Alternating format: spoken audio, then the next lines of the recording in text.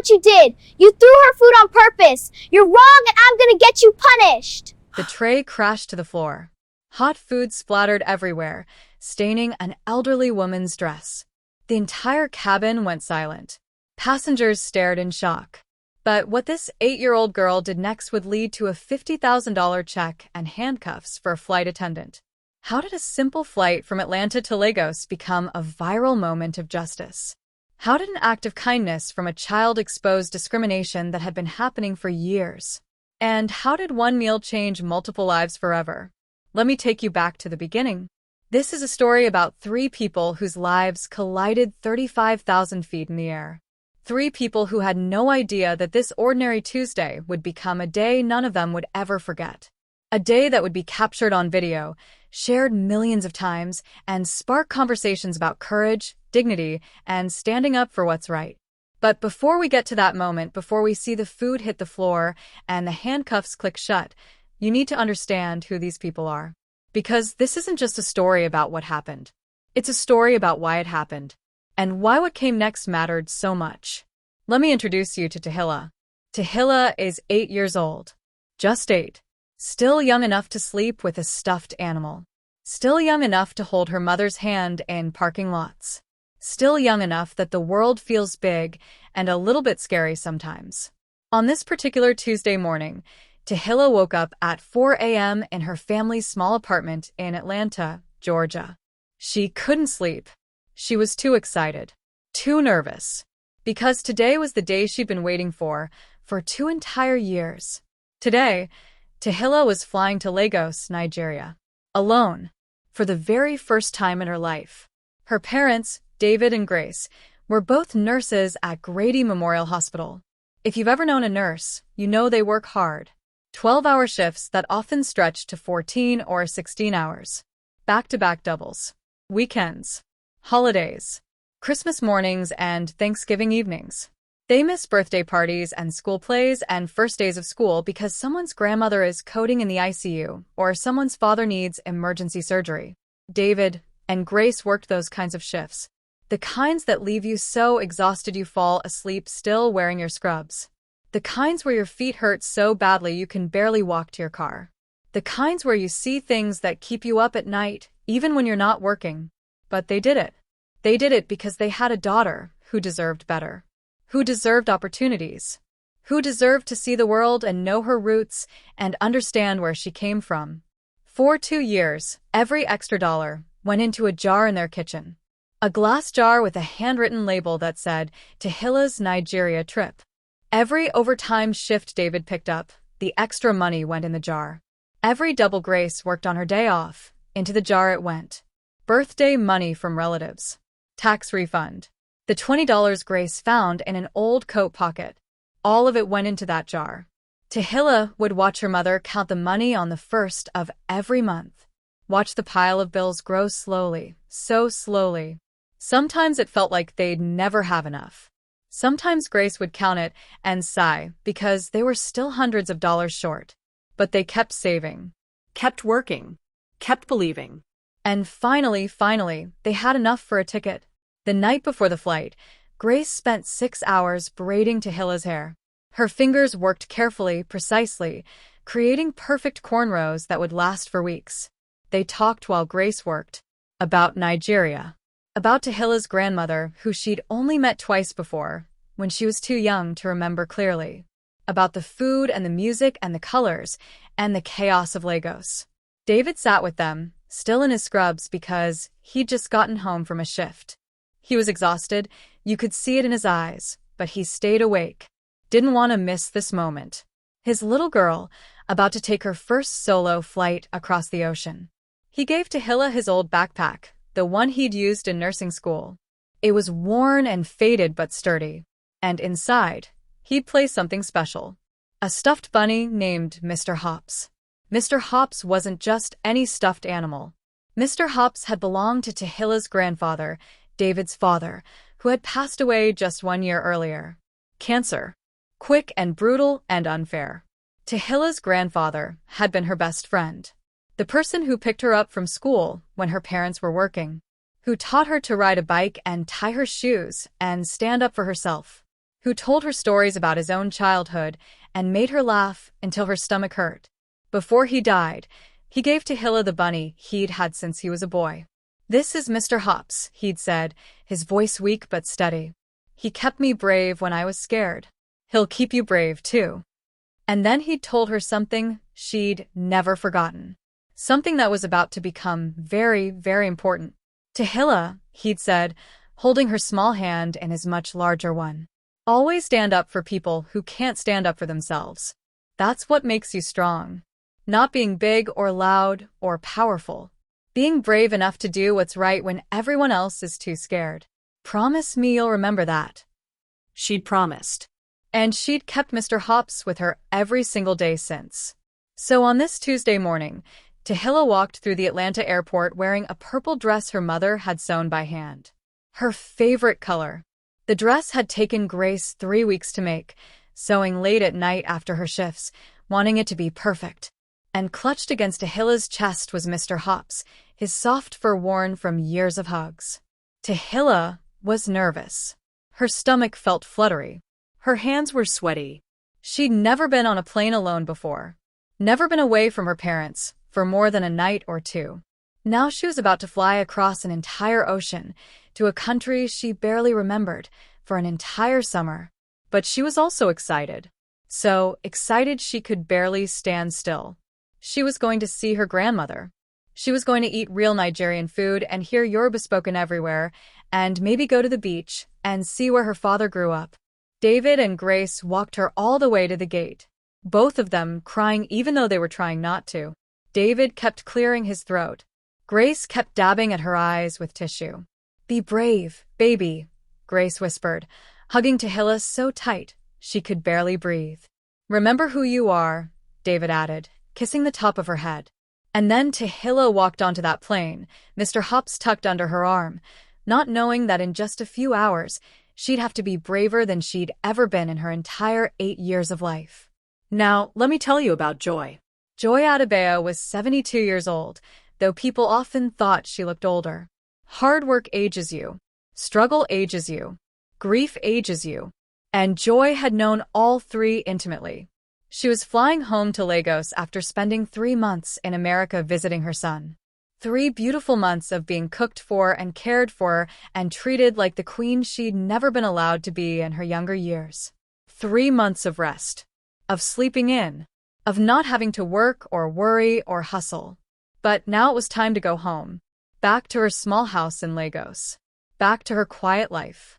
Back to her routines and her friends and her church. Joy walked slowly through the airport that day, each step careful and deliberate. She had severe arthritis in her hands, a consequence of decades of hard labor. Her fingers were stiff, slightly twisted, the joints swollen and painful. Simple tasks that most people never thought about, opening a bottle, turning a doorknob, buttoning a shirt, these took Joy twice as long and hurt the entire time. She carried a small bag, didn't believe in overpacking. Inside were a few changes of clothes, her medications, a Bible, and photographs. Always photographs. Of her late husband, Olumide. Of her son, Will, as a baby, as a child, as a young man. Of her parents, long gone. Of her students from her teaching days. Joy still wore her wedding ring. A simple gold band that Olumide had saved for 3 months to buy back in 1973. It was too loose now. Her fingers had grown thinner with age, but she never took it off. It reminded her of love, of promises kept, of a man who had been taken far too soon. Olumide had died 15 years ago. Sudden heart attack at 57. One moment he was laughing at dinner, the next he was clutching his chest and falling to the floor. Gone before the ambulance arrived. No warning, no goodbye. No chance to say, "I love you" one more time. He left behind debts. Medical bills from a surgery the year before. Loans he'd taken to expand his small business. A mortgage on their modest house. And he left behind a 13-year-old son who needed to finish school. Joy was a schoolteacher. Elementary school. 2nd grade. She loved teaching, loved those little ones with their missing teeth and their endless questions and their pure hearts. But teachers in Lagos didn't make much money. Especially not in the 1990s. especially not widowed women with debts to pay. So Joy worked 3 jobs. She taught school during the day from 7 in the morning until 3 in the afternoon. Then she'd go home, make dinner for Will, help him with homework, put him to bed. And at 9 p.m., she'd leave again. From 9 at night until 2 in the morning, Joy cleaned office buildings in downtown Lagos. She mopped floors and scrubbed toilets and emptied trash bins and wiped down desks. Her back ached. Her knees screamed. Her hands, already starting to show signs of arthritis, throbbed with every movement. She'd get home at 2:30 in the morning, sleep for 4 hours, and wake up to do it all again. On weekends, she did sewing and alterations for neighbors. Wedding dresses and school uniforms and torn trousers. Anything people needed fixed or made, Joy would do it. She'd sew for hours, her fingers pushing needles through thick fabric, her eyes straining in dim light. Every single penny she earned went to keeping Will in school, to keeping food on the table, to paying down the debts Olyama had left behind, to keeping a roof over their heads. Joy ate 1 meal a day so Will could eat 3. She wore the same 3 dresses for 5 years, rotating them, mending them when they tore, while Will had new clothes for school every term. She walked to save money on transportation while making sure Will had bus fare. The other teachers at school noticed. Parents noticed. Sometimes they'd leave her extra food, knowing she struggled. A container of jollof rice. Some fried plantains. A loaf of bread. Joy would accept with quiet dignity, grateful but never begging, and she'd share it all with Will. She never complained, never asked for handouts, never played the victim. She just worked, and worked, and worked. And she raised a son who saw all of it, who understood sacrifice, who knew that his mother loved him more than her own comfort, her own health, her own life. Now, at 72, Joy's hands barely worked. The arthritis had progressed. Opening things was difficult. Holding things was difficult. Writing was almost impossible. Her fingers trembled and ached, and sometimes simply refused to cooperate. But she remained humble, Dignified. never wanted to be a burden to anyone. When she struggled quietly. When she needed help, she hesitated to ask. She'd spent so much of her life caring for others that accepting care felt uncomfortable, unnatural. She dressed modestly that day in traditional Nigerian attire. A beautiful Ankara fabric in blue and gold, a pattern of geometric shapes and vibrant colors. It was one of her favorites, a gift from Will on her 70th birthday. She'd saved it for the flight home, wanting to look nice, wanting to feel like herself again after 3 months in America. Joy carried herself with grace despite the pain in her hands, despite the slowness of her movements, despite being 72 and tired and missing her husband every single day. She had no idea that in a few hours, someone would try to strip away that dignity, try to humiliate her, try to make her feel small and worthless and invisible. And she had no idea that an 8-year-old girl she'd never met would refuse to let that happen. Now let me tell you about Sheila. Sheila Patterson was 45 years old and angry. Angry at her life. Angry at her circumstances. Angry at the world for not giving her what she felt she deserved. She'd been a flight attendant for 22 years. 22 years of fake smiles and tight uniforms and recycled air and jet lag and dealing with entitled passengers who treated her like a servant. 22 years of the same announcements and the same tiny bottles of alcohol and the same complaints about legroom and crying babies. When she'd started at 23, she'd been excited.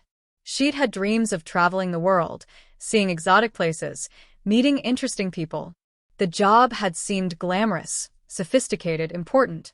But somewhere over the Atlantic, probably around year 5 or 6, those dreams had died. The job became just a job. The travel became exhausting instead of exciting. The passengers became annoyances instead of people. And Sheila became bitter. Her personal life hadn't helped. She was going through her second divorce. Her husband, Mark, had left her 6 months ago for a 29-year-old yoga instructor he'd met at the gym. Packed his bags one Tuesday, said he needed to find himself, and moved in with his new girlfriend the same week. The divorce was messy. Fighting over assets they didn't really have. splitting debt instead of wealth, lawyers that cost more than Sheila could afford. She was drowning financially. Credit cards maxed out. Mortgage 3 months behind. Collection agencies calling daily. And 6 months ago, she'd been passed over for a promotion. Lead flight attendant. A position she'd wanted for years. Better pay, better schedule, more respect. She'd applied. She'd interviewed. She'd been confident she'd get it. She'd been with the airline longer than almost anyone. But they gave it to someone else. Someone younger. Someone Sheila had actually trained 5 years earlier. The rejection had crushed her. Made her feel old, obsolete, invisible. Something had broken inside Sheila after that. The mask she'd been wearing, the professional demeanor, it started cracking. The bitterness started leaking out. She'd always carried prejudices. Things she'd learned growing up in rural Georgia. Her father's words echoing in her head. Stereotypes and assumptions and ugly beliefs about people who didn't look like her. But she'd always been smart enough to hide them. Had learned corporate language, knew what not to say, understood how to pass diversity training with the right answers. But lately, with everything falling apart in her life, she'd stopped trying as hard to hide it. She started targeting certain passengers. Elderly people who moved too slowly. People with disabilities who needed extra time. Minorities who she assumed wouldn't complain. Anyone she perceived as powerless, as beneath her, as easy victims for her frustration. She'd be cold, dismissive, deliberately unhelpful. Small cruelties that made her feel in control when everything else in her life was chaos. She'd received complaints before. Passengers reporting her rudeness, her coldness, her unwillingness to help. But each time, she talked her way out of it. Blamed the passengers. Called them difficult, demanding, unreasonable. Played the victim herself. Said they were attacking her, trying to get her in trouble for no reason. And management had always believed her. Because she'd been there so long. Because she knew how to manipulate the system. Because they didn't want the hassle of firing someone with seniority. So she kept getting away with it. Kept targeting vulnerable passengers. Kept taking out her misery on people who couldn't fight back. Today had been particularly bad. She'd woken up to another email from her divorce lawyer. More bills. More demands. More reminder that her life was falling apart. And she was working the Atlanta to Lagos route. A route she hated. She called it the Africa Run with contempt, saw it as punishment, felt it was beneath her. She'd rather be working New York to Paris. That felt prestigious. This felt like a demotion. Sheila arrived at the airport already in a foul mood. Already looking for someone to take it out on. Already primed for cruelty. She had no idea that today would be different. That today, someone would stand up to her. That today, her years of getting away with discrimination would finally catch up with her. That today, she'd meet an 8-year-old girl who was braver than she'd ever been. These 3 people, Tahilla, Joy, and Sheila, boarded Flight 4782 from Atlanta to Lagos not knowing each other. Not knowing their lives were about to intersect in a way that would go viral, make headlines, and teach millions of people a lesson about courage. Before we continue with what happened next, I need you to do something. If you're finding this story powerful, if you want to see how it ends, hit that subscribe button right now. Because stories like this, stories about real courage and real justice, these are the stories we need to hear more of. And I've got more of them coming. Now, I have a question for you. Have you ever witnessed discrimination and stayed silent? Have you ever seen someone being mistreated and not spoken up? Think about it honestly. Most of us have. Most of us have been in situations where we knew something was wrong, but we didn't say anything because it was uncomfortable or scary or not our business. Drop a comment and let me know, have you ever regretted not speaking up when you saw injustice? Be honest. This is a judgment-free zone. Alright, now that these 3 people are on the plane, let me tell you what happened when the doors closed and that flight took off. Because what started as an ordinary Tuesday was about to become anything but ordinary. The boarding process began at Gate 47 in Hartsfield-Jackson Atlanta International Airport. Flight 4782 to Lagos. Departure time, 3:15 p.m. Joy was one of the first to board. She had that elderly person habit of arriving early, of not wanting to rush, of making sure everything was in order with plenty of time to spare. She'd been at the gate for nearly 2 hours, sitting patiently, watching people come and go, praying silently for a safe flight. When they called for passengers needing extra time, Joy stood up slowly, each movement deliberate, each step measured. She made her way down the jet bridge, her small carry-on bag rolling behind her, one hand gripping the handle, the other holding her boarding pass. The flight attendant stood at the entrance to the aircraft, greeting passengers with practiced smiles. There were 3 of them visible, 2 women and a man. One of the women was Sheila, standing there in her navy blue uniform, her hair pulled back tight, her smile not quite reaching her eyes. The other woman was younger, maybe late 20s, with warm brown skin and kind eyes. Her name read Ao. She had an accent, Nigerian, and her smile was genuine, reaching all the way to her eyes and beyond. Joy stepped onto the plane and immediately felt that familiar airplane smell. Recycled air and cleaning products and something else, something indefinable that every plane in the world seems to share. "Welcome aboard," Ao said warmly, her accent musical. "Seat number? 23A, Joy replied softly, showing her boarding pass. "That's on the left, about halfway back. Have a wonderful flight, Mama." That word, Mama, said with such respect, such warmth. It made Joy's heart feel a little lighter. She made her way down the narrow aisle, her bag bumping against seats, her movement slow. When she reached row 23, she stopped. Now came the hard part. Her carry-on bag wasn't heavy. Just some clothes, her medications, a few personal items. But lifting it into the overhead compartment required grip strength, arm strength, the ability to raise your arms above your head and hold something steady while you maneuvered it into place. All things that Joy's 72-year-old arthritic body struggled with. She gripped the handle of her bag, tried to lift it, got it a few inches off the ground before her fingers started screaming in protest. The arthritis made her grip weak, unreliable. She tried again, managed to get it waist-high but couldn't lift it any higher. She stood there in the aisle, blocking other passengers, feeling embarrassed, feeling like a burden. Tried one more time, straining, the bag slipping from her weakened grip. And 10 feet away, Sheila stood watching, arms crossed, face impassive, making no move to help whatsoever. She just stood there, watching this elderly woman struggle, watching her try and fail and try again, and did absolutely nothing. If anything, her expression showed impatience, annoyance that this woman was taking too long, that she was holding up the boarding process. Other passengers were starting to notice. A man behind Joy looked uncomfortable, unsure if he should help or if that would be overstepping.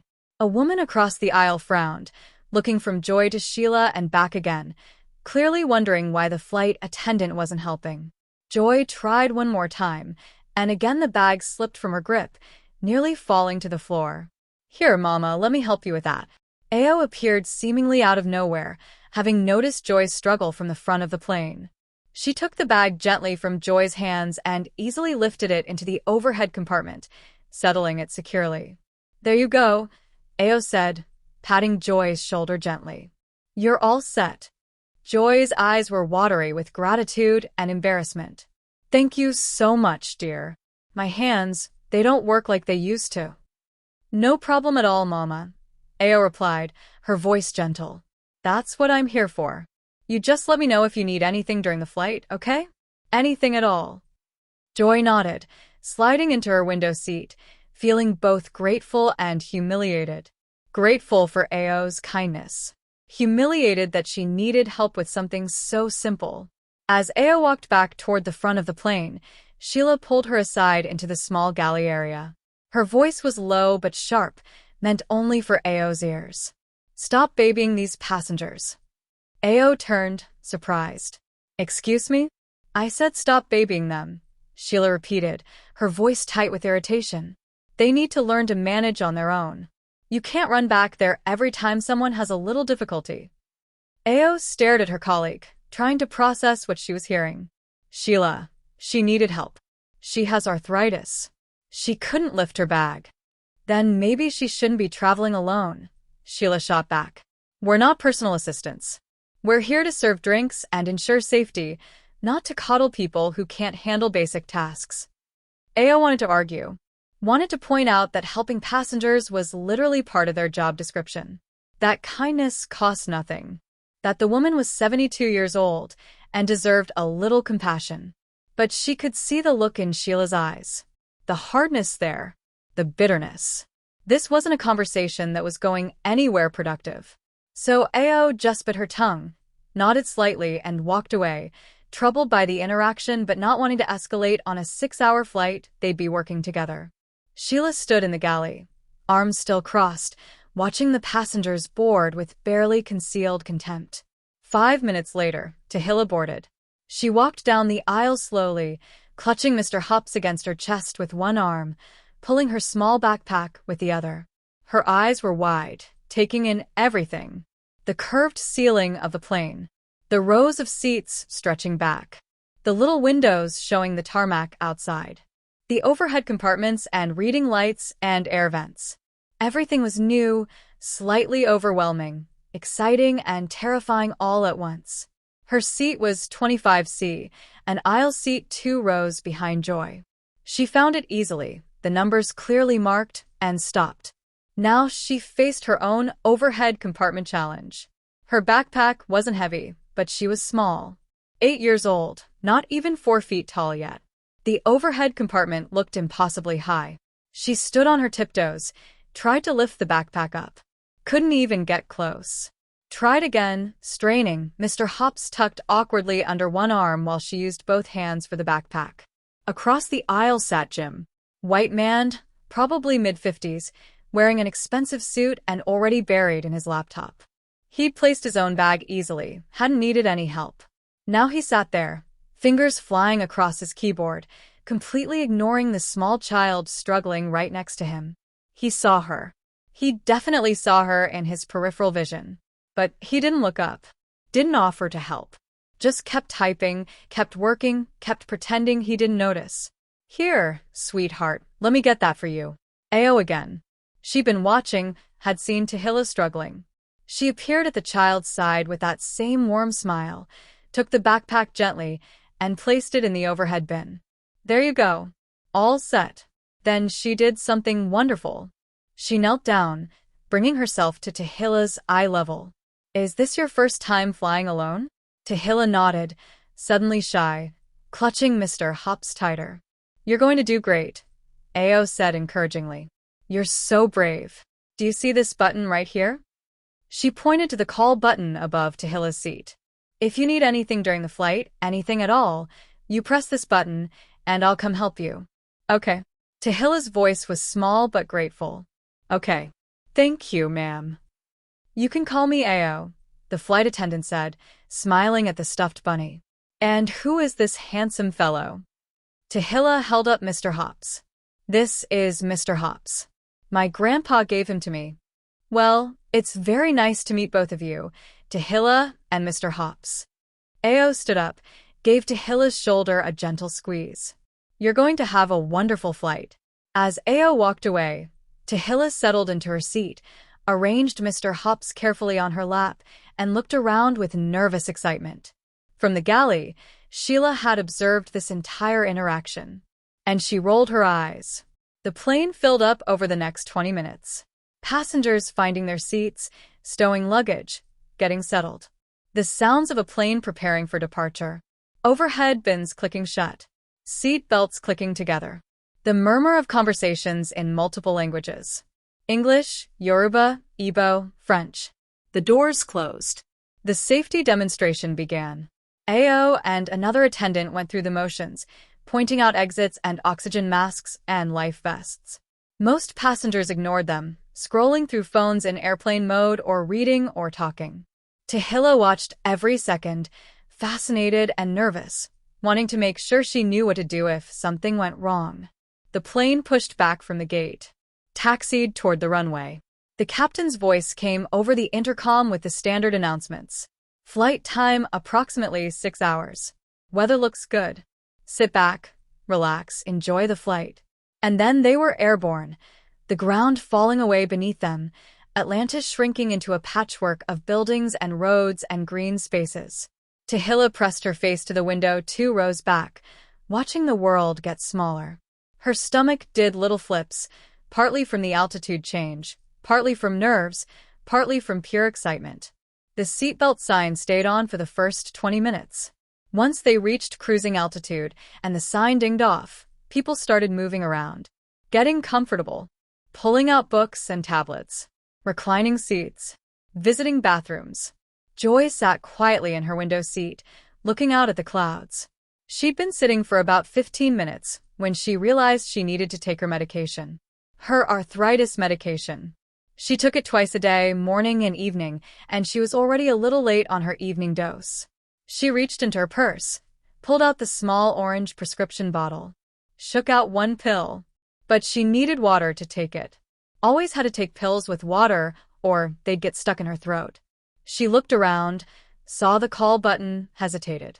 Didn't want to be a bother. But she needed water. For her medication. That was reasonable, right? She pressed the button. The light above her seat illuminated. A soft ding that the flight attendants would hear in the galley. Joy sat back, waiting patiently, the pill in her hand. At the front of the plane, Sheila was in the galley, chatting with the pilot who'd stepped out of the cockpit for a moment. He was telling some story, something about his golf game, and Sheila was laughing, actually laughing, her whole demeanor different than it had been with passengers. She saw Joy's call light, the little indicator on the panel showing row 23 requesting assistance. She saw it, acknowledged it with a glance, and then turned back to the pilot story. Kept laughing. Kept chatting. Made no move toward row 23. 1 minute passed. Then 2. 3. 4. Joy sat there, holding her pill, watching other flight attendants walk past, assuming someone would come soon. 5 minutes. 6. Ao was in the back of the plane, helping a passenger with a different issue. She couldn't see the call light from where she was.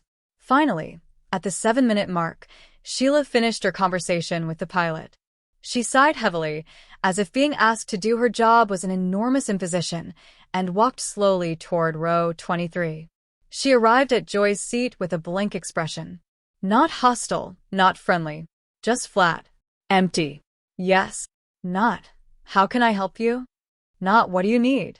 Just yes, delivered in a tone that made it clear she'd rather be anywhere else. Joy, always polite, always apologetic about taking up space, said quietly, "Could I please have a glass of water? I need to take my medication." She held up the pill bottle as proof, as if she needed to justify her request. Sheila's eyes flicked to the bottle, then back to Joy's face. "We'll be starting beverage service soon." Joy blinked, confused. Oh. "I'm sorry, but I need to take this now. I'm already late. I just need water for my pill." Sheila sighed, an audible, dramatic sigh that nearby passengers could hear. Fine. "Give me a minute." And she walked away without another word. Not of course, or no problem, or I'll be right back. Just walked away, making it clear this was an inconvenience. Joy sat there feeling small. Feeling like she'd done something wrong by asking for water. Feeling embarrassed even though she had every right to request it. Another 5 minutes passed. Joy waited, patient as always, not wanting to press the button again, not wanting to seem demanding. Finally, Sheila returned with a small plastic cup, barely half full. She walked up to Joy's row and essentially dropped it on the tray table. The water sloshed, some of it splashing onto the table surface. Joy caught the cup before it could tip over entirely, steadied it with trembling hands. "Thank you," she said softly. Sheila was already walking away. Didn't acknowledge the thanks. Didn't ask if Joy needed anything else. Just left. Joy took her medication, the pill going down with difficulty even with the water, and sat back in her seat. She pulled out a magazine from the seat pocket in front of her, something to occupy her mind, to distract from the discomfort of that interaction. But her arthritic hands struggled with the glossy pages. They were slippery, hard to grip. She managed to open the magazine, but then lost her grip. It slipped from her fingers and fell into the aisle with a soft thwop. Joy looked down at it, dismayed. It had landed just out of reach, a few feet into the aisle. She started to unbuckle her seatbelt, preparing to bend down slowly, her joints protesting the movement. Before she could move, Sheila walked past. Right past the magazine. Right past Joy, who was clearly trying to reach it. Sheila looked down at the magazine, looked at Joy, and then stepped over it without pausing. Just stepped over it like it was trash, like it wasn't worth her time to bend down for 2 seconds, and kept walking toward the front of the plane. Joy sat there, frozen in surprise and hurt. The small cruelty of it hitting harder than it should have. It would have taken Sheila 2 seconds. 2 seconds to bend down and hand it to her. But she'd chosen not to. Chosen to step over it. Chosen to ignore Joy's struggle. From 2 rows back, Tehilla had been watching everything. She'd seen Sheila drop the water cup. Seen her walk away, without kindness. And now she'd seen her step over the magazine like Joy didn't even matter. Without thinking, without hesitation, Tahilla unbuckled her seatbelt. She stood up, walked the 2 rows forward, bent down, and picked up the magazine. She walked into Joy's row and held it out with both hands, Mr. Hops tucked under one arm, a bright smile on her young face. "Here you go, ma'am." Joy looked up at this small child offering her magazine back, and her entire face transformed. The hurt melted away, replaced by warmth, by genuine gratitude, by something like wonder. "Oh, thank you, sweet child. What a kind heart you have." Joy took the magazine with her trembling hands. "What's your name?" "I'm Tehilla." She pronounced it carefully, the way her mother had taught her. "What's yours?" "I'm Joy." "That's a beautiful name, Tehilla. Does it mean something special?" Tehilla beamed, pleased to be asked. "My mama says it means praise in Hebrew. She chose it because I'm her answered prayer. She and Daddy tried for a long time to have a baby, and then I came, so I'm their praise." Joy's eyes glistened with emotion. "What a beautiful reason.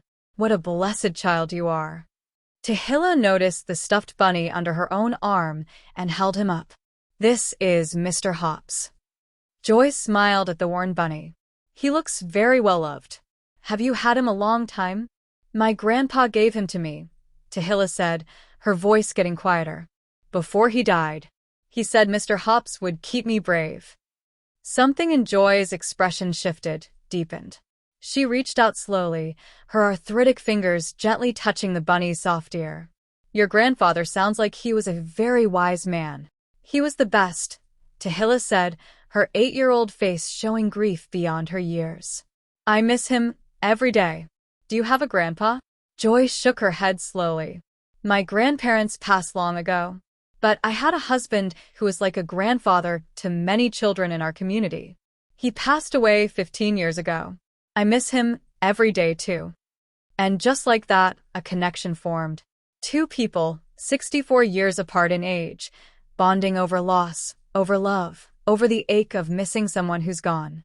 "I'm sorry you miss your husband," Tehilla said with the simple, profound empathy that children sometimes possess.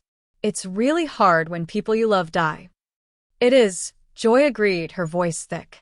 "But you know what helps? Remembering them. Talking about them. Keeping them alive in our hearts and our stories." Tehilla nodded solemnly, understanding completely. "Would you like to sit here with me for a little while?" Joy asked, gesturing to the empty seat beside her. "Keep an old lady company?" Tehilla's face lit up like Christmas morning. "Really?" "Yes." She scrambled into the seat next to Joy, settling Mr. Hops on her lap, turning her whole body toward this kind woman who treated her like she mattered. And they talked. Joy asked about Tehilla's parents, and Tehilla told her everything. About how they were nurses. About how hard they worked. About how sometimes her mama came home and her feet hurt so bad she could barely walk and Daddy would rub them while Mama fell asleep on the couch. About how they saved for 2 years for this trip. About how excited they were for her to see Nigeria. Joy listened with her whole attention. Not the fake listening adults sometimes do with children where they nod but don't really care. Real listening. Asking follow-up questions. Genuinely interested in this child's life. "Your parents sound like wonderful people," Joy said. Nurses are special. They care for people when they're most vulnerable. They work really hard, Tehilla said proudly. Sometimes I don't see them much because they're working, but they always make time for me when they're home. Daddy reads to me every night he's home, and Mama braids my hair, and we talk about everything. You're very blessed, Joy said, and they're blessed to have you. Then Joy told Tahilla about Nigeria, about the markets bursting with color and sound and smell, about the beaches with sand so white it looked like sugar, about the food, jollof rice and pounded yam and egusi soup and chin-chin, about the music that made you want to dance even if you were tired, about the people, warm and loud and generous and full of life. Tahilla listened with rapt attention, asking a million questions. What's the weather like? Will I see monkeys? Do they have ice cream? Can I go swimming? Is the ocean warm? Joy answered every question patiently, delighted by this child's curiosity, by her enthusiasm, by her pure joy at the adventure ahead. They talked about family. Joy told Tahilla about raising her son alone. Didn't mention the 3 jobs or the poverty. Didn't want to make the child sad. Just said she'd worked hard to give him opportunities. He must be really proud of you, Tahilla said. I hope so, Joy replied softly. I'm certainly proud of him. He turned out to be a good man despite everything. They talked for almost an hour, lost in conversation, finding comfort in each other's company. 2 souls connecting across the vast divide of age and experience, but united by kindness, by loss, by their gentle spirits. From the galley, Sheila watched them with a scowl on her face. She didn't like it. Didn't like seeing Joy comfortable, happy, engaged. Didn't like this child giving the old woman attention. It irritated her in a way she couldn't fully articulate. Just made her anger burn a little hotter. About 40 minutes into the flight, Jim pressed his call button. Sheila responded immediately. Walked to his seat with that smile she'd shown the pilot earlier. All warmth and accommodation. Yes, sir. How can I help you? Jim didn't even look up from his laptop. His tone was demanding, borderline rude. Bourbon. Neat. And make it quick. Not please. Not when you get a chance. Just an order, delivered like she was his personal servant. Most people would have been offended by his tone, would have been put off by his rudeness. But Sheila just smiled wider. Of course, sir. Right away. Would you like our premium bourbon? I can upgrade you at no charge. Jim waved his hand dismissively. Sure, whatever. Just bring it. Absolutely, sir. I'll be right back. She practically rushed to get his drink. Poured a generous amount, more than the standard pour. Brought it back quickly, placed it on his tray table carefully. Here you go, sir. Anything else I can get for you? Snacks? Headphones? Anything at all? Jim, still not looking at her, just grunted. No. Just let me know if you need anything, Sheila said cheerfully and walked away, completely unbothered by his rudeness. The contrast was staggering. A passenger across the aisle had witnessed both interactions. Joy asking politely for water and being treated with cold dismissiveness. Jim barking orders and being treated like royalty. The passenger frowned, troubled by what they were seeing but unsure what to do about it.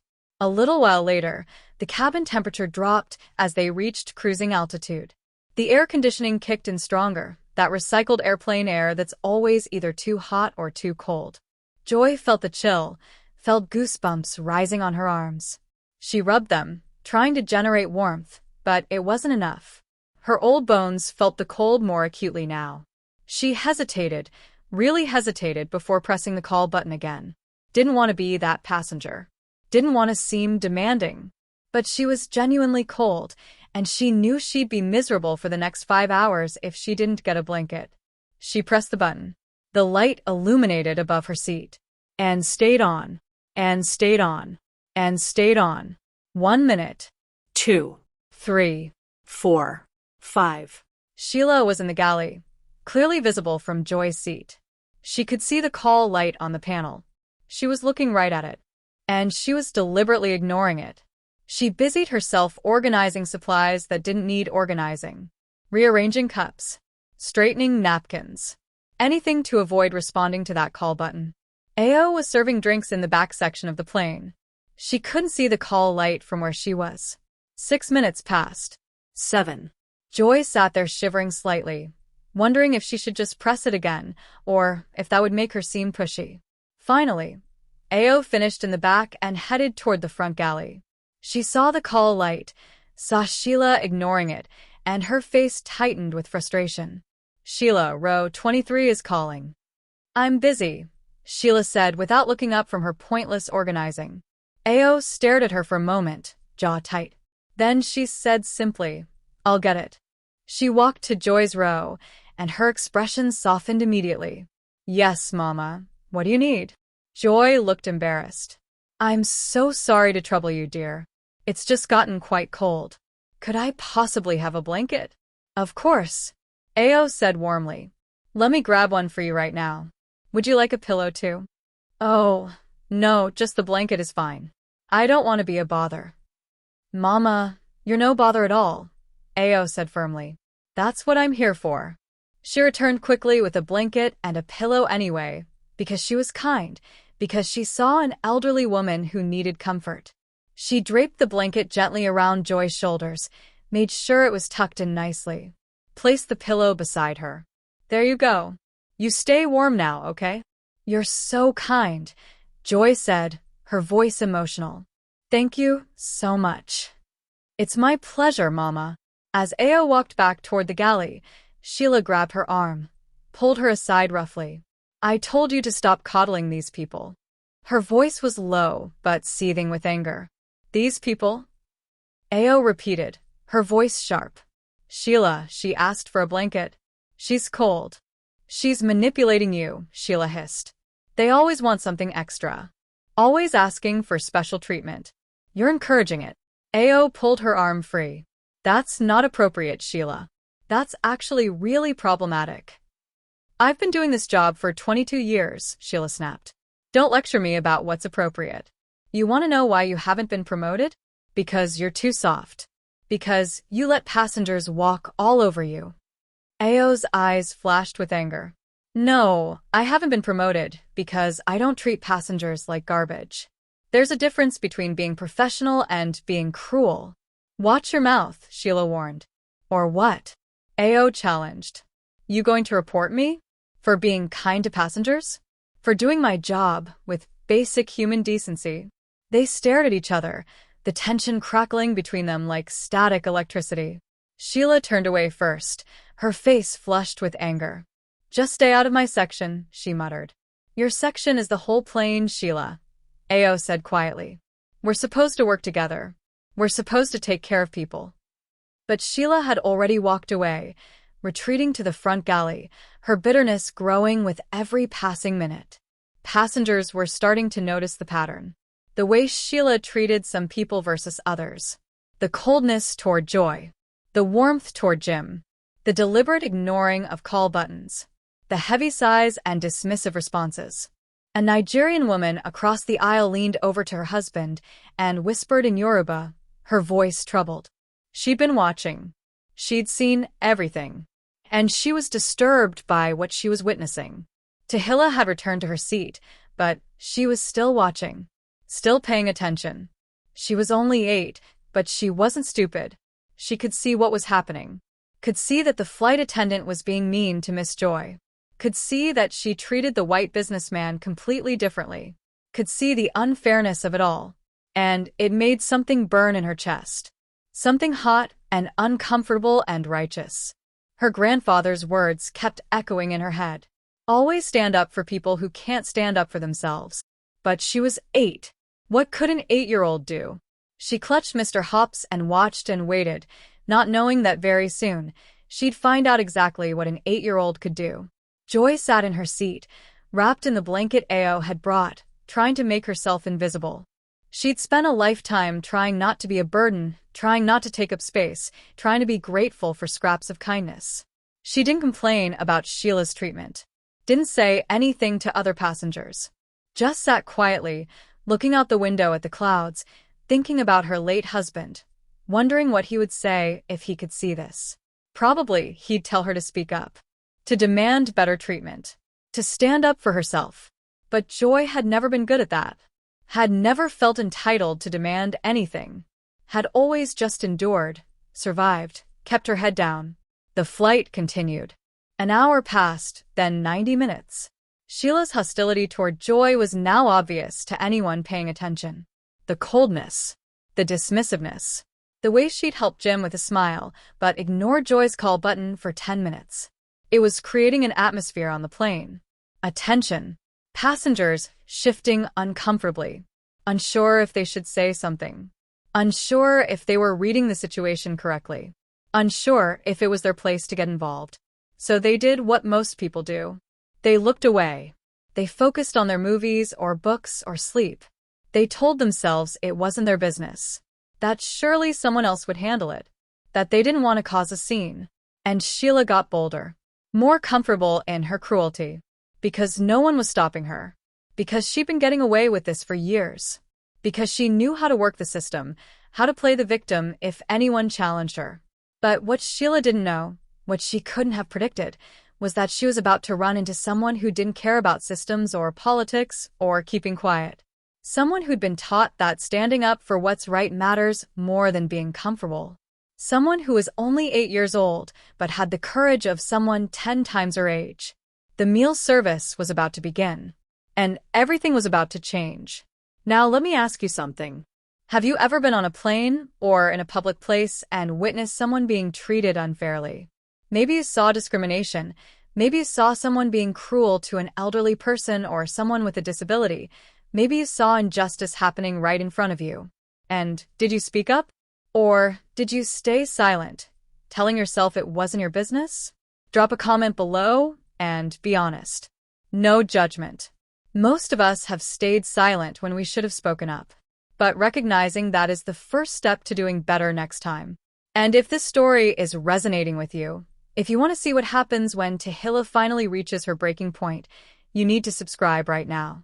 Because what's about to happen next will restore your faith in humanity and remind you that courage doesn't require age or size. It just requires heart. Hit that subscribe button, and let's continue this journey together. The meal carts were being prepared in the galley, the smell of food starting to fill the cabin. And Sheila was about to make the biggest mistake of her career. The meal carts emerged from the galley like rolling harbingers of what was about to unfold. 2 carts, one on each side of the aisle, loaded with trays covered in foil, the smell of airplane food wafting through the cabin. Now, airplane food gets a bad reputation, but on international flights, especially routes to Africa, the airlines actually try. They know passengers are going to be on this plane for 6, 7, 8 hours. They know people need real food, not just peanuts and pretzels. Today's options were jollof rice with chicken or pasta with marinara sauce. The jollof rice was the popular choice, as it always was on flights to West Africa. That perfectly seasoned rice with tomatoes and peppers and spices, served with a piece of chicken, a small side salad, a roll, and a cookie for dessert. The pasta was the backup option. For people who didn't like spicy food or had dietary restrictions, or just preferred Italian to West African cuisine. The flight attendants began their service from the front of the cabin, working their way back row by row. Sheila took one side. Ao took the other. They moved in tandem, the familiar rhythm of meal service on a long flight. Jim was in row 5, one of the first to be served. Sheila approached him with that smile she'd been giving him all flight. That warm, accommodating, aren't you special smile. "Good afternoon, sir," she said brightly. "For your meal today, we have jollof rice with chicken or pasta with marinara sauce. Which would you prefer?" Jim barely glanced up from his laptop. "Chicken. Not the chicken, please." Not "I'd like the chicken." Just chicken, like he was ordering a dog to sit. Sheila didn't seem bothered at all by his rudeness. She carefully placed the tray in front of him, making sure it was positioned perfectly on his tray table. Adjusted it so the main dish was centered, the sides arranged neatly. "And what would you like to drink, sir?" "Red wine." Again, no please. No courtesy. Just a demand. "We have a lovely Cabernet Sauvignon," Sheila said, her voice warm. "And, you know what? I'm going to bring you a full bottle. Complimentary upgrade." You look like you're working hard and could use it. Jim nodded, already back to his laptop, dismissing her without a word of thanks. Sheila brought him the wine bottle, a real bottle, not just those little airplane mini bottles. Brought a plastic cup, filled it generously. Then, and this is the part that made several passengers exchange glances, she opened his sealed cutlery packet for him. Laid out his fork, knife, and spoon neatly beside his tray. There you go, sir. Enjoy your meal. Just let me know if you need anything else. Jim waved her away, without looking up, without acknowledging her service, without a single word of gratitude. And Sheila walked away smiling, perfectly content, unbothered by his dismissive rudeness. The carts continued down the aisles, row by row. Chicken or pasta? What would you like to drink? Here's your meal, enjoy. They reached Tehilla's row. Ao served her, naturally since she was on that side of the plane. She smiled down at the little girl with the stuffed bunny. Hello again, Tahilla. What would you like? We have chicken with jollof rice or pasta. Tehilla's stomach had been rumbling for the past hour. She was hungry, really hungry, in that way kids get when they've been waiting for food, and it feels like they might actually starve. Chicken, please, she said politely. Good choice, Ao said, setting the tray down gently on Tehilla's tray table. And, what would you like to drink? We have juice, soda, water. Apple juice, please. Ao placed the juice box on the tray, added extra napkins because kids are messy, and gave Tehilla's shoulder a gentle pat. You enjoy that, okay, sweetheart? Thank you, Miss Ao. Tehilla looked down at her meal with 8-year-old enthusiasm. The jollof rice was steaming, bright red-orange, fragrant with spices. The chicken looked crispy and good. There was a side salad with little packets of dressing, a soft roll with butter, and best of all, a chocolate chip cookie for dessert. She was about to dig in when she heard a voice from 2 rows ahead. Miss Joy's voice. The carts had reached Joy's row. Sheila stood there with her cart, face blank, waiting. Joy, ever polite, ever gracious, smiled up at the flight attendant. Good afternoon. May I please have the chicken? Sheila didn't miss a beat. We're out of chicken. Joy's face showed surprise. She glanced around at the passengers nearby, several of whom had chicken on their trays. The man directly in front of her had chicken. The couple across the aisle had chicken. Jim, several rows up, had chicken. But she didn't argue. Didn't question. Just accepted what she was told. Oh, I see. Well, that's quite all right. I'll have the pasta then, please. Thank you. Sheila reached into her cart, pulled out a pasta tray, and instead of placing it down gently the way she had with Jim, the way Ao had with Tehilla, the way any reasonable person would, she dropped it. Not threw it, not exactly, but dropped it with force onto Joy's tray table. The impact was jarring. The tray table shook. The juice box tipped, and Joy had to grab it quickly with her arthritic hands to keep it from falling over completely. The pasta container rattled. Some of the marinara sauce sloshed over the edges of the container, red sauce spilling onto the tray, making a mess. Joy steadied everything with trembling hands, sauce on her fingers now, the tray a mess before she'd even touched the food. Thank you, she said softly, because that's who Joy was. Someone who said thank you even when she was being treated poorly. Drink? Sheila asked, her tone flat. Could I have water, please? Sheila sighed, actually sighed loud enough for Joy to hear, grabbed a water bottle from the cart, and tossed it onto the tray. It landed with a thunk, nearly knocking over the juice again. Then Sheila walked away, moved to the next row. Didn't ask if Joy needed anything else. Didn't offer napkins to clean up the spilled sauce. Just left. Joy sat there looking at her messy tray. Sauce on the plastic, on her fingers, the pasta lukewarm at best, the whole presentation sloppy and careless. But she didn't complain. Didn't call Sheila back. Just pulled out a napkin from her purse and tried to wipe up the mess with her stiff, painful fingers. Then she tried to open her cutlery packet. It was sealed in that thick plastic that's supposedly easy to open but really requires decent grip strength and dexterity. You have to find the little notch, grip it firmly, and pull. Simple for most people. Impossible for Joy. Her arthritic fingers couldn't get purchase on the slippery plastic. She tried pulling at it, her fingers sliding off uselessly. Tried using her teeth, but the plastic was too thick and she was worried about her dentures. Tried twisting it, but her grip was too weak. She struggled for a full minute, 2 minutes, getting more and more frustrated, more and more embarrassed. Other passengers were eating around her. The sounds of plastic being opened, forks on plates, conversations resuming. Everyone else managing fine. And Joy couldn't even open her cutlery. 3 minutes passed. 4, 5. Her pasta was getting cold. The sauce was congealing. The cheese was hardening. But she had no way to eat it without utensils. She sat there, holding this sealed packet, feeling tears of frustration prick her eyes. Feeling old and useless, and like such a burden. From 2 rows back, Tehilla saw everything. She'd been about to take her first bite when she noticed Miss Joy struggling. Saw her trying again and again to open the packet. Saw her fingers slipping. Saw the frustration and sadness on her face. Tahilla didn't even think about it. Didn't weigh the decision. Just acted. She unbuckled her seatbelt, left her untouched meal, and walked forward to Joy's row. Mr. Hups tucked under her arm, as always. "Miss Joy," she said softly, "do you need help?" Joy looked up at this child, and her expression crumbled between relief and embarrassment. "Oh, Tehilla. I'm so sorry, dear. My hands, they won't cooperate with this packaging." Tehilla held out her small hand.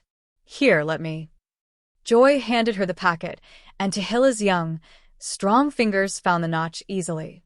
One pull, and it tore open. She handed Joy the fork, knife, and spoon. "There you go, Miss Joy." Joy's eyes were shining with unshed tears. "Thank you, sweet girl. You're such a blessing." Tehilla noticed her mother had arthritis too, saw her struggle with jars and bottles and packaging all the time. "My mama has arthritis too," Tehilla said simply. "She needs help opening things sometimes." "It's okay to need help, Miss Joy. Everybody needs help sometimes." Joy reached out with one trembling hand and gently touched Tehilla's cheek. "Your parents raised you so well. You have such a good heart." Tehilla smiled, squeezed Joy's hand once, and returned to her own seat. Joy began eating her pasta, using the fork that this beautiful child had freed for her, feeling grateful and sad and overwhelmed all at once. The meal service continued. The carts worked their way to the back of the plane. Most passengers ate contentedly, watched movies, dozed off. The normal rhythm of a long flight. Joy ate slowly, savoring each bite even though the pasta was cold and the sauce was too acidic and it wasn't very good. She was grateful to have food. Grateful for small kindnesses. Grateful for children like Tehilla, who saw her as human. She was about halfway through her meal when it happened. The plane hit a patch of turbulence. Nothing severe, nothing dangerous. Just one of those sudden bumps that happen on flights. The kind that makes your stomach drop for a second. The kind that makes drinks slosh and makes people grab their armrests. The bump jostled Joy's tray table. And her fork, which she'd been holding loosely because her grip was weak, slipped from her fingers. It clattered onto the tray, bounced once, and then fell to the floor. Skittered under the seat in front of her, where she couldn't reach it even if her arthritic body would allow her to bend down that far. Joy stared down at where the fork had disappeared. Then at her tray, still half full of pasta. Then at her remaining utensils, a knife and a spoon, neither of which would effectively allow her to eat pasta. She sat there for a long moment, debating what to do. She could try to eat pasta with a spoon. That would be awkward and messy, but possible. She could just not finish her meal. Go hungry for the rest of the flight. That wouldn't kill her. Or she could press the call button again. Ask for another fork. Which was reasonable. Which was not asking for special treatment. Which was just asking for basic service. But she hesitated. Really hesitated. Because she'd already pressed that button twice this flight. Already asked for water. Already asked for a blanket. Already felt like she was bothering the flight attendants, bothering Sheila specifically. She didn't want to be that passenger. The demanding one. The difficult one. But she was hungry. And she'd paid for this flight. And asking for a replacement fork after dropping one during turbulence was not unreasonable. She pressed the button. The light above her seat illuminated with a soft ding. And she waited. 1 minute passed. The light stayed on. 2 minutes. 3 minutes. Up in the galley, Sheila saw the light. Row 23 again. That woman again. Always wanting something. She didn't move. Didn't respond. Just stood there in the galley, arms crossed, deliberately ignoring it. 4 minutes. 5 minutes. 6 minutes. Joy sat there, watching the light above her head, wondering if maybe it wasn't working. Wondering if she should press it again. Wondering if she should just give up and try to eat with her spoon. 7 minutes passed. Finally, Sheila walked down the aisle. But she wasn't walking to help Joy. She was walking to the back galley to restock supplies. She had to pass row 23 to get there. As she approached, Joy's hope lifted. Maybe Sheila would stop, would ask what she needed, would see the call light and respond. Sheila walked right past. Didn't even glance at Joy. Didn't acknowledge the call light. Just walked past like Joy was invisible. Joy, desperate now, her voice small and apologetic, called out, "Excuse me, miss?" Sheila stopped, turned around slowly.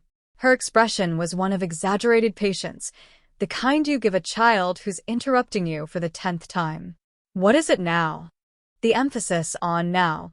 The implication that Joy had been constantly bothering her, the tone of voice dripping with irritation. It made several nearby passengers look up from their meals. Joy flinched at the tone but pressed on. "I'm so sorry to bother you.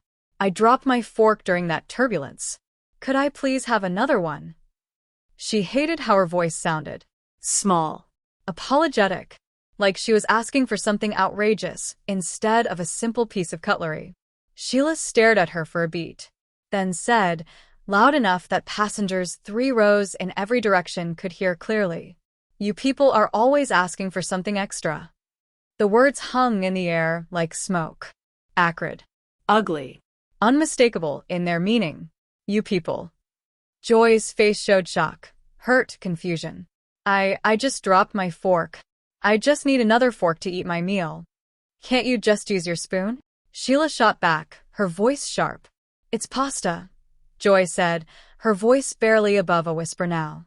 "I need a fork to eat pasta properly." Sheila crossed her arms. "Well, you should have been more careful with the one you had. I'm very busy right now. You'll just have to wait." Joy's voice got even smaller. "Please. My food is getting cold." Sheila leaned in slightly, her voice low but cutting. "Then eat it cold. You'll live."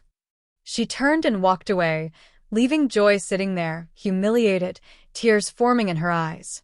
Passengers around them were staring now, shifting uncomfortably, exchanging glances that said, "Did that really just happen?" A man 2 rows up, white guy in his 30s, couldn't stay quiet. "Excuse me, miss. I think she just needs a fork. That doesn't seem unreasonable." Sheila whirled on him. "Sir, I'm handling this. Please mind your own business and enjoy your meal." The man opened his mouth to argue, but his wife put a hand on his arm, shaking her head. "Don't get involved. Don't make a scene. It's not worth it." He sat back, uncomfortable, but he sat back. And Sheila walked away feeling victorious. Because no one had really challenged her. Because she'd shut down the one person who tried. Because she could. Joy sat in her seat, staring at her half-eaten pasta, her hands trembling. Whether from the arthritis or from emotion, it was hard to tell. Probably both. She picked up her spoon and tried to eat pasta with it. It was awkward, inefficient, the noodles sliding off, sauce dripping. She managed a few bites, but it was frustrating and messy and humiliating. After 3 attempts, she set the spoon down, stared at her tray, felt tears sliding down her cheeks, but didn't wipe them away. Just let them fall. She'd endured a lot in her 72 years. Poverty, widowhood, working 3 jobs, arthritis that made every day painful, the loss of her husband, her parents, friends, students she'd loved. But this casual cruelty, this deliberate humiliation, this being treated as less than human over a simple fork, this was breaking something inside her. 10 more minutes passed. Joy couldn't eat. The pasta sat there congealing on her tray. The sauce had formed a skin. The whole meal was ruined now. But she was still hungry. And she'd paid for this ticket. And she'd done nothing wrong. She pressed the call button one more time. Her hand shook as she did it. She almost didn't. Almost talked herself out of it. Almost decided to just give up and go hungry. But something, maybe it was the memory of her late husband who never let people push him around, maybe it was simple desperation, maybe it was just hunger, made her press that button one more time. The light came on. In the galley, Sheila saw it. And something inside her snapped. All the bitterness, all the resentment, all the anger at her failed marriages and her failed promotion and her failed life, it all focused like a laser on this one elderly woman who dared to press that call button again. She stomped down the aisle. Actually stomped, her footsteps heavy and angry, loud enough that passengers looked up alarmed. People could feel the rage coming off her in waves. Could see it in her face, her clenched jaw, her narrowed eyes. She reached row 23 and stood there, hands on her hips, radiating hostility. What now? She practically shouted it. The entire cabin went quiet. Conversations stopped mid-sentence. Movies paused. People froze with forks halfway to their mouths. Everyone was looking now. Everyone could sense something was very, very wrong. Joy, her voice shaking, tears streaming down her face, said quietly, "I still need a fork. Please. I can't eat without a fork. I know my food is cold now, but I'd still like to try to eat it." Sheila's voice rose even louder. "You're complaining? You're actually complaining right now? After everything we do for you people?" There it was again. You people. Louder this time. Clearer. Undeniable. Joy shook her head, crying openly now. "I'm not complaining. I promise I'm not complaining. I just need a fork. I'm not asking for anything special. I just want to eat my meal." Not asking for anything special? Sheila's voice was at full volume now. Everyone in the cabin could hear every word. "You've been pressing that call button every 10 minutes. You want water. You want blankets. You want forks. You want constant attention. We're not your personal servants. Do you understand that? We are not here to cater to your every single whim." Joy was sobbing now, her whole body shaking. I only pressed it 3 times. I just want to eat." Passengers were pulling out phones now. Recording. This was too much.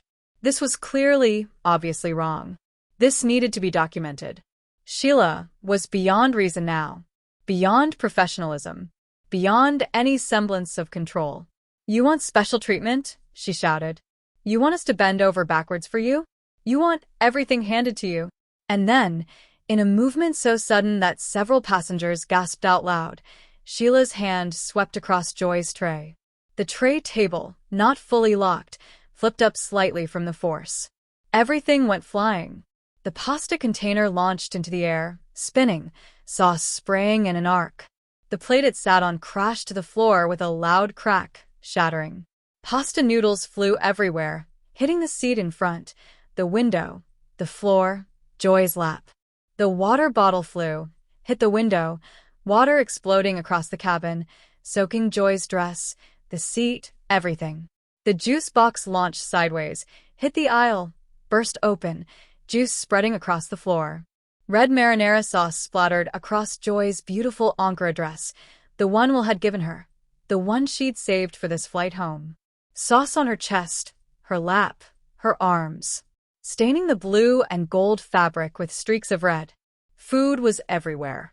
On the floor, on the seats, on the walls, on Joy, creating a disaster zone in the middle of the cabin. And Joy sat there, frozen in shock. Her mouth was open, but no sound came out. Her hands were raised slightly, as if to protect herself. Her eyes were wide with disbelief. Then the tears came. Not quiet tears anymore. Deep, body-shaking sobs. She sat there covered in food, sauce dripping from her dress, pasta in her lap, and cried like her heart was breaking. Because it was. Sheila stood over her, breathing hard, and said with vicious satisfaction, "There. Now you don't need a fork at all. Problem solved." She paused, looked down at the mess, and added, "Clean that up." Then she turned and started to walk away. The entire cabin was silent. Dead silent. The kind of silence that happens when something so shocking, so wrong, so unthinkable occurs that no one can process it. Every single passenger was staring, mouths open, eyes wide, phones recording, frozen in disbelief. Ao was in the back galley and heard the commotion, was running forward now, her hand over her mouth, her face showing horror. Jim, the businessman who'd been rude all flight, had stopped working entirely, was staring at the scene with something like shame on his face because even he, even with his rudeness, would never. The couple across the aisle were holding each other, the woman crying, the man looking like he wanted to do violence. And 2 rows back, Tehilla sat in her seat, her untouched meal still in front of her. Mr. Hops clutched so tightly against her chest that her knuckles were white. Her whole body shaking. Not with fear, with rage.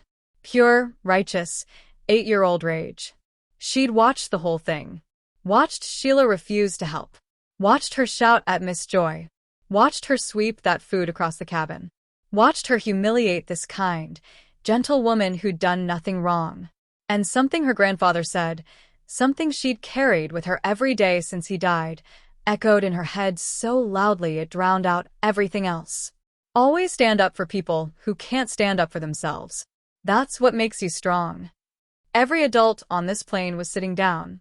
Every grown person was staying quiet. Every passenger who should have stood up, should have said something, should have stopped this, was frozen in their seats. But Tahilla wasn't an adult. She was 8 years old, and she'd been taught better. She looked at her meal. Her untouched, perfect meal. Chicken and rice still warm. Cookies still waiting. Juice still sealed. She looked at Miss Joy, crying in her seat, covered in food, humiliated and broken. And Tehilla made a decision. She unbuckled her seatbelt, picked up her meal tray, and stood up. The plane was still silent. Sheila was walking back toward the galley, thinking she'd won, thinking she'd put Joy in her place, thinking there would be no consequences. And then a small voice rang out through the cabin. Clear. Steady. Unwavering. That was mean. Sheila stopped walking, turned around, and found herself looking down at an 8-year-old girl holding a meal tray, a stuffed bunny tucked under one arm, standing in the aisle with her chin raised and her eyes blazing. What happened next would be filmed by 14 different passengers, would go viral within hours, would be seen by millions of people around the world, would cost someone their job and their freedom, and would change a little girl's life forever. But before we get to that, I need to ask you something. How many times have you witnessed injustice and done nothing? How many times have you seen someone being mistreated and looked away? How many times have you told yourself it wasn't your business, it wasn't your fight, someone else would handle it? And how many times have you regretted that silence? Drop a comment below and be honest with yourself. This is important, because what makes Tehilla's story powerful isn't just that she's 8 years old. It's that she did what most adults refuse to do. She stood up when everyone else sat down. And if this story is moving you, if it's making you think about your own moments of silence or courage, then subscribe right now. Because we need more stories like this. We need to be reminded that doing the right thing matters more than being comfortable. Hit that subscribe button, and let's see what happens when an 8-year-old shows 30 adults what courage actually looks like. Tehilla stood there in the aisle, all 3 feet and 9 inches of her, holding her meal tray with both hands, Mr. Hops tucked securely under her left arm. Her purple dress, the one her mother had sewn by hand over 3 weeks of late nights, seemed to glow under the cabin lights.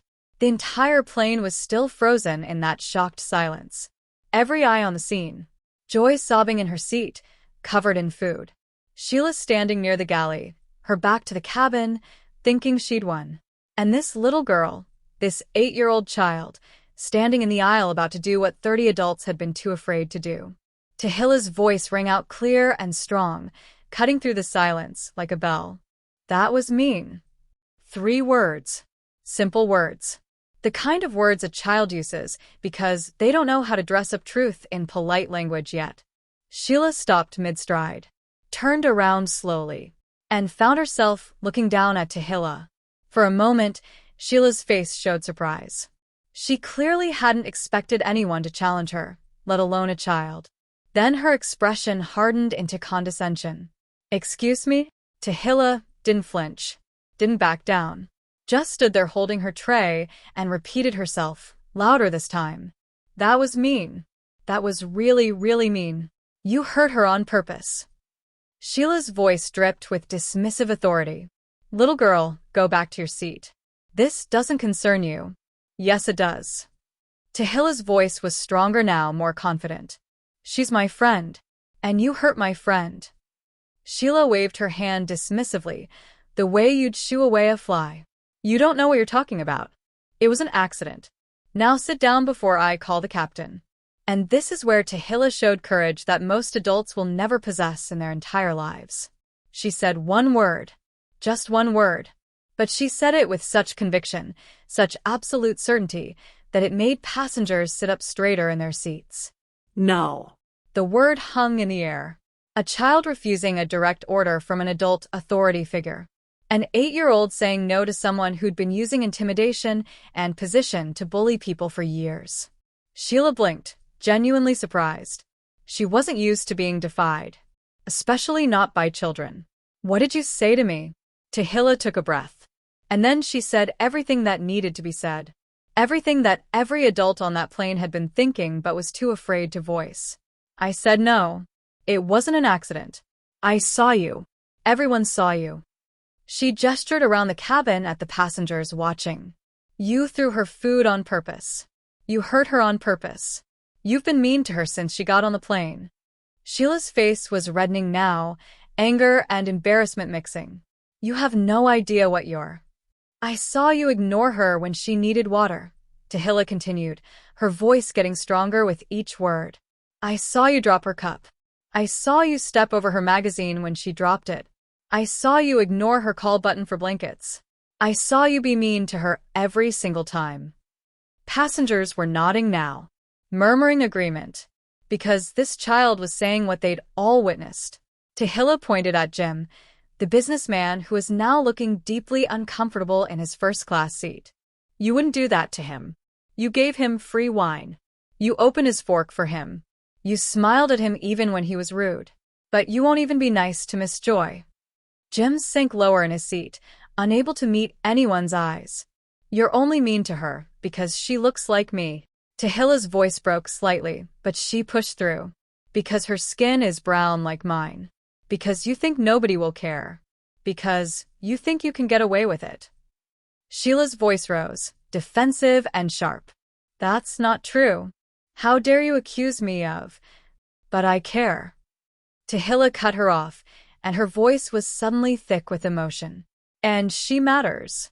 Miss Joy matters just as much as anyone on this plane. Just as much as him." She pointed at Jim again.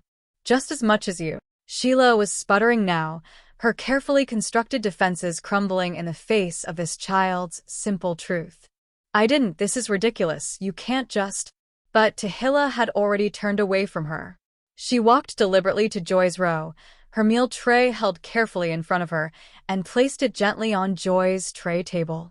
The one that was now empty because all of Joy's food was on the floor, on the walls, on her beautiful dress. Tahilla's meal was still perfect. The jollof rice still steaming. The chicken still crispy. The cookie still waiting. The juice box still sealed. Untouched and ready to eat. "Miss Joy," Tahilla said softly, her voice gentle now, all the fire from a moment ago transformed into tenderness. "You can have my food." Joy looked up at her through tears, her face a mess of mascara and sauce and heartbreak, and shook her head frantically. "Oh no, sweetheart. No, no, no. You can't. You need to eat. You're a growing girl. You need your food." Tahilla's voice was firm but kind. "I'm not hungry anymore. Tahilla, please." Joy's voice was breaking. "I can't take your meal. I won't. You've already done so much. You stood up for me. That's enough. That's more than enough." Tahilla sat down in the empty seat next to Joy without asking permission. Just sat down like she belonged there, like this was exactly where she was supposed to be. My mama taught me something, Miss Joy. Tahilla's voice was quiet, but every passenger nearby was leaning in to hear. She said being hungry for a few hours is nothing compared to letting someone hurt people and getting away with it. She said sometimes you have to be uncomfortable to do what's right. Joy was crying harder now, different tears, tears that came from somewhere deeper than hurt. And my grandpa, Tahilla continued, my grandpa who gave me Mr. Hops, he told me to always stand up for people who can't stand up for themselves. He said that's what makes you strong. Not being big or loud or scary. Being brave enough to do what's right when everyone else is too scared. She reached over and took Joy's hand. Her small brown hand wrapping around Joy's larger, arthritic one. Holding it gently, but firmly. It's okay, Miss Joy. We'll share it. You eat the chicken and rice, and I'll have the cookie and the juice. Deal? Joy couldn't speak. Could only nod, tears streaming down her face, holding this child's hand like it was a lifeline. Tehilla picked up the fork from her tray, the fork that had caused all this trouble, the fork that Joy had been denied, and placed it carefully in Joy's trembling hand. Here. Now you have a fork. And that was when the cabin erupted. It was like Tahilla's action had broken a spell. Suddenly, everyone was talking at once. The woman across the aisle spoke first, her voice loud and clear and angry. I saw everything. I've been watching since we boarded.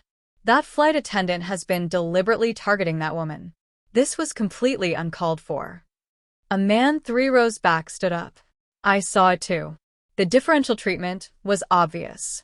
She was warm and helpful to some passengers and cold and dismissive to others. There was a clear pattern. Jim, the businessman, closed his laptop slowly. His voice was quiet but carried weight. I'm a corporate lawyer. What just happened was assault. That was deliberate. That was intentional. That was witnessed by everyone here. Another passenger held up their phone. I recorded the whole thing. From the moment she knocked the food over. I have it all on video. Sheila's face went white. You can't record on a plane. That's illegal. You can't. Jim cut her off, his lawyer voice emerging. Actually, it's not illegal. There's no federal regulation prohibiting passengers from filming on commercial flights. And that video is evidence of assault and discrimination. More passengers were speaking up now, a chorus of voices, all saying the same things. She ignored that woman's call button for 10 minutes. I saw her step over the magazine instead of helping. She was rude every single time that woman asked for anything. But she was all smiles for the white passengers. This was racism. Plain and simple. That child shouldn't have had to be the only one to speak up. We should all be ashamed. That last comment hung in the air heavy and true. Because it was right. 30 adults had watched this happen and only an 8-year-old had stood up. Ao came running from the back of the plane, her face showing absolute horror at the scene. Food everywhere. Joy crying. Tehilla sitting protectively next to her. Sheila standing there defensive and cornered. Sheila, what happened here? What is this? Sheila's voice was shrill now, desperate. It was an accident. The old woman moved suddenly, and the tray fell. These passengers are making something out of nothing. Multiple voices shouted over each other. That's a lie. We all saw you. You threw it deliberately. There are 14 phones that recorded it. Ao's voice was quiet but absolutely firm. Sheila, I need you to go to the back galley right now. Do not speak to any more passengers. Do not move from that galley. I'm getting the lead flight attendant. Ao, please. Sheila's voice was pleading now, the bravado cracking. You know how stressful this job is. You know how difficult passengers can be. I lost my temper for a second. It was just one moment. Please don't. Back galley. Now. Ao's voice left no room for argument. Sheila walked toward the back, her face red, her hands shaking, reality starting to sink in that this was bad. This was really, really bad. Ao turned to Joy and Tehilla, and her expression transformed completely. Gentleness. Concern. Horror at what had happened. Ma'am, I am so sorry. This should never have happened. Ever. What you experienced was completely unacceptable, and I promise you there will be consequences. Joy's voice was small. It's not your fault, dear. You've been nothing but kind. Let me get you cleaned up, Ao said, already in motion. I'll bring you fresh clothes from first class, a new meal, whatever you need. And I'm getting our lead flight attendant right now to take statements. She hurried to the front, spoke urgently into the internal phone system, and within 2 minutes, Goodness appeared. Goodness was the lead flight attendant, a Nigerian woman in her 50s who'd been flying for 30 years. She had presence, authority, the kind of person who commanded respect just by walking into a room. She took one look at the scene and her face went hard as stone. Food on the floor, sauce on the walls, Joy's dress stained. A child sitting protectively beside an elderly woman. Passengers with phones out. The tension in the air thick enough to cut. Someone explained to me exactly what happened here. Clearly and completely. And passengers did. They talked over each other, eager to share what they'd witnessed. The woman across the aisle gave a detailed account. Jim provided a legal perspective. Multiple people mentioned the video evidence. The man who tried to speak up earlier described Sheila's response when he'd attempted to intervene. Goodness listened to everything. Took notes. Nodded. Her expression got darker with every detail. She turned to Joy. Ma'am, on behalf of this airline, I sincerely apologize. What you experienced was assault. It was discrimination. It was completely unacceptable and goes against everything this airline stands for. Joy's voice was barely a whisper. Thank you. Then Goodness knelt down. Actually knelt down in the aisle, to be at Tehilla's eye level. And you, young lady, what's your name? Tehilla. Tehilla, what you just did was incredibly brave. How old are you? 8. Goodness shook her head in wonder. When I was 8, I don't think I could have done what you just did. Your parents should be very, very proud of you. She stood up, addressed the entire cabin. Ladies and gentlemen, I apologize for this disruption. A full incident report is being filed as we speak. The flight attendant in question will have no further contact with passengers for the remainder of this flight. We are taking this extremely seriously. She gestured to Ao. Bring fresh clothes from first class, a complete new meal, and get maintenance up here to clean this mess.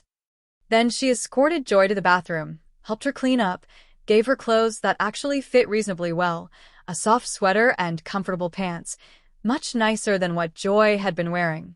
When Joy returned to her seat, Ao had brought not just a new meal but an entire first-class service. Better food, real silverware, a warm cloth to wipe her hands, a hot towel, everything. Tehilla had stayed in the seat next to Joy, guarding her space, making sure no one bothered her. Joy and Tehilla shared the meal together. Tehilla's original tray and Joy's new one. They ate slowly, companionably, not talking much, just being together.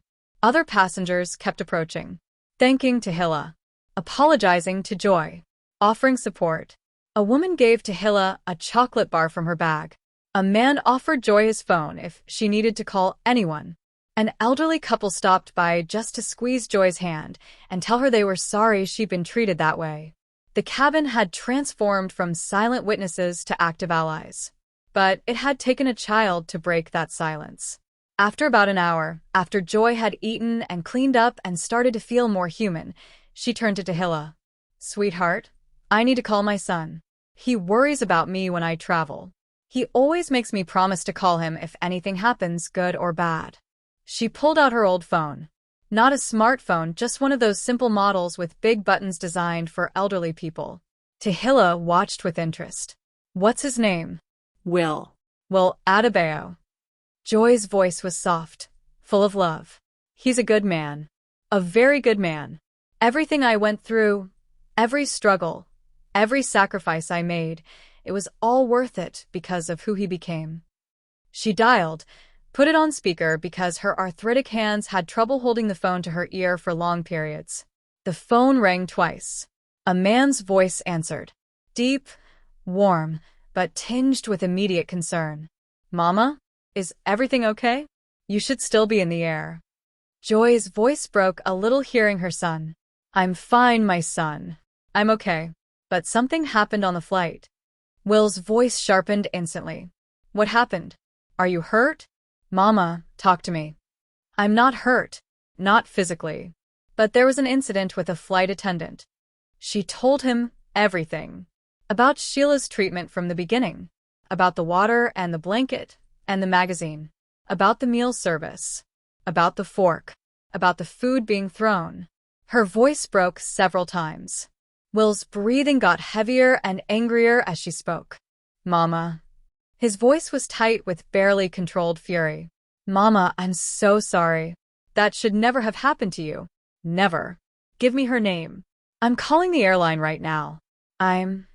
Will, wait. Let me finish. Because something beautiful happened too. She told him about Tehilla. About this 8-year-old girl who stood up when adults wouldn't. Who gave up her meal. Who held her hand. Who looked Sheila in the eye and said no. Will was quiet for a long moment after she finished. An 8-year-old? His voice was full of emotion. A little girl stood up for you? Her name is Tahilla. She's traveling alone to see her grandmother in Lagos. Her parents are nurses. They work so hard, Will. They saved for 2 years to afford this trip for her. Mama, can I talk to her? Joy turned to Tehilla with a gentle smile. My son wants to speak with you. Is that okay? Tehilla nodded, suddenly shy, taking the phone that Joy held out to her. Hello. Her voice was small, uncertain. Tehilla? Will's voice was warm, gentle, full of something that sounded like it might be tears. My name is Will. I'm Joy's son. Hi, Mr. Will. Your mom is really nice. My mother just told me what you did. How you stood up for her when she needed help. How you gave her your food. How you held her hand. Tehilla's voice was matter-of-fact, like she'd done nothing special. It was just the right thing to do. Will's voice cracked. Tehilla, most adults wouldn't have done what you did. Most people would have stayed in their seats. Would have looked away. Would have told themselves it wasn't their business. But Miss Joy is my friend. You don't let people hurt your friends. No, Will agreed, his voice thick. No, you don't. Your grandfather, who gave you Mr. Hops, he taught you well. He taught me to be brave. You're brave, Tehilla. You're one of the bravest people I've ever heard of. And I haven't even met you yet. He paused. Can I talk to my mother again? Tehilla handed the phone back to Joy. Yes, my son. We'll switch to Yoruba, speaking rapidly, emotionally. But even passengers who didn't understand the language could hear the intensity in his voice. He was saying, Mama, I'm booking a flight right now. I'll be there when you land. Joy protested. Will, you don't need to do that. I'm fine now. You have work, you have meetings, you can't just… Mama. His voice was absolute. Nothing is more important than you. Nothing. My work can wait. My meetings can be rescheduled. I will be there when you land. Joy was crying again, but these were different tears. Tears of love, of gratitude, of having a son who would drop everything for her. I love you, my son. I love you too, Mama. And Mama, tell Tehilla I want to thank her properly. When you land, tell her I want to meet her. I will. I'll see you in a few hours. Stay safe. Joy hung up and turned to Tehilla. My son wants to thank you when we land. Tehilla looked confused. He doesn't need to thank me, Miss Joy. I didn't do anything special. To him you did. Joy squeezed her hand. To both of us, you did something very, very special. The rest of the flight passed in a strange kind of peace. Joy and Tehilla stayed together, talking about everything and nothing. Joy told stories about raising Will, about teachings about Lagos. Tehilla talked about her parents, school, her friends, her grandmother. They bonded over Mr. Hops, over loss, over love, over the simple human need to be seen and valued. Other passengers kept stopping by, to thank Tehilla, to praise her courage, to apologize to Joy, to express shame that they hadn't spoken up sooner.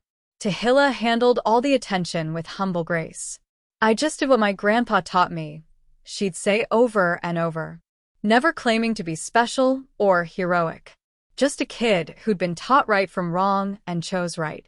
Joy kept looking at her with this expression of wonder, like she couldn't believe this child was real, like she was looking at an angel. The hours passed. The plane flew on through the night sky. And in the back galley, Sheila sat alone, not allowed to interact with passengers, reality sinking in that her career was over. That her pattern of discrimination had finally caught up with her. That she'd been recorded by 14 different phones. That there was no talking her way out of this one. The captain's voice came over the intercom. "Ladies and gentlemen, we've begun our descent into Lagos. Local time is 6:45 a.m. Weather is clear and warm. Please return to your seats and fasten your seatbelts." Tehilla returned to her own seat, buckled in, clutched Mr. Hops close, watched out the window as they descended through the clouds and Lagos appeared below. Sprawling, chaotic, beautiful Lagos. The plane touched down smoothly. Passengers applauded, the traditional response to a good landing. But many of the passengers were also looking at Tehilla and clapping for her, for what she'd done.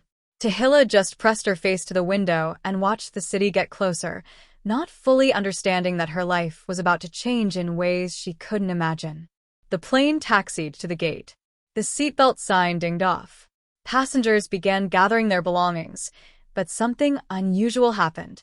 Goodness came on the intercom. "Ladies and gentlemen, please remain seated for a moment. Airport security needs to board the aircraft first." A ripple of confusion went through the cabin. Then understanding as passengers remembered what had happened. The aircraft door opened. 2 police officers in Nigerian police uniforms boarded, followed by airport security personnel. They walked straight to the back galley. Passengers craned their necks to watch. A few minutes later, Sheila emerged, and she was in handcuffs.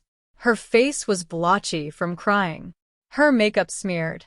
Her hair coming out of its tight bun. She looked small and defeated and scared. "This is ridiculous." Her voice was shrill, desperate. "It was an accident. You're ruining my life over an accident. This is insane." One of the officers spoke firmly. "Ma'am, we have video evidence from 14 separate passengers. We have 17 witness statements.